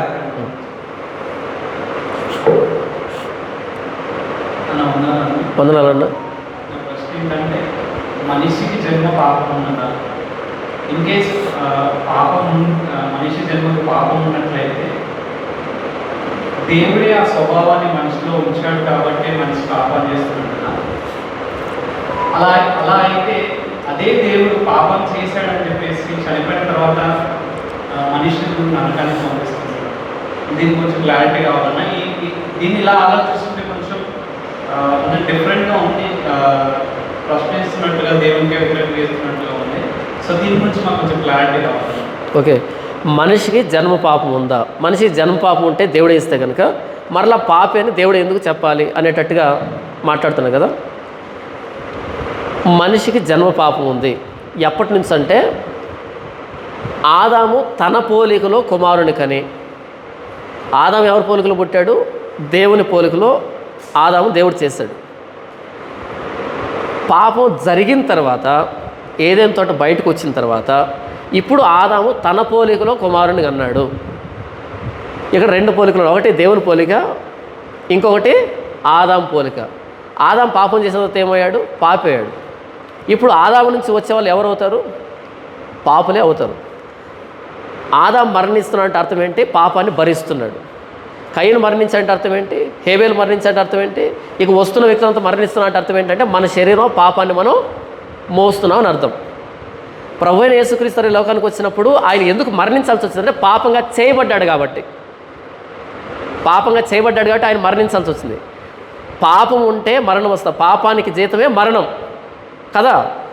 జన్మ పాపం ఉందా అంటే దేవుడు చేసిన సృష్టిలో పాపం లేదు. పాపం లేని వాడినిగా చేశాడు ఆయన. అయితే ఆదాం పాపం చేశాడు. ఆ స్వభావము, ఆ విధానం అన్నది కుమారుడికి సంక్రమిస్తూ వచ్చింది. నీతిమంతులు లేడు, ఒక్కడు లేడు అనంటే అర్థం అందరం పాపులమే. పాపం చేయడం ద్వారా పాపులమే, పాపంలో పుట్టడం ద్వారా పాపులమే, పాపికి పుట్టడం ద్వారా కూడా పాపులమే. అయితే ఇక్కడ ప్రశ్న ఏంటంటే, మరి దేవుడే పాప స్వభావాన్ని ఇస్తే దేవుడు పాప స్వభావాన్ని ఇవ్వలేరు. ఈ జన్మపాపం అనేది దేని చెప్తుందంటే, దేవుని సహాయం లేకపోతే మనం ఎప్పటికీ దేవుని దగ్గరికి వెళ్ళలేము, నీతిమంతులుగా తీర్చబడలేము అనేటువంటి ఒక అవసరతని లేవనెత్తుతూ ఉంది. నేను పుట్టుకుంటూ అని అనుకోండి, దాని అర్థం ఏంటంటే ఎవడో ఒక నన్ను మోయాలి, లేకపోతే నాకై నేను నడవలేను అని అర్థం. నేను జన్మతః పాపిని అన్నప్పుడు నేను ఊహ తెలిసిన తర్వాత ఎన్ని మంచి పనులు చేసినా సరే నేను మొత్తంగా పాపిని అవుతాను. కాబట్టి ఆయన పాదాలు పట్టుకుంటే తప్ప నేను నీతిమంతుడు కాలేను అనేటువంటి ఒక అవసరతని తెలియజేస్తూ ఉంది. యేసు ప్రభు ఎందుకు కన్యకు పుట్టవలసి వచ్చిందంటే, ఎందుకు ఈ మనలాంటి జన్మ ఆయన సంతరించుకోలేకపోయాడు అంటే, వద్దనుకున్నాడు అంటే, మనందరి కోసం ప్రాణం పెట్టాలి కాబట్టి. అక్కడ రాయబడిన మాట ఏంటంటే, పరిశుద్ధాత్మ నిన్ను కమ్ముకుంటుంది, అప్పుడు పుట్టబోయే బిడ్డ పరిశుద్ధుడై దేవుని కుమారుడు అనబడతాడనే మాట రాయబడింది. మీకు అర్థమవుతుందా?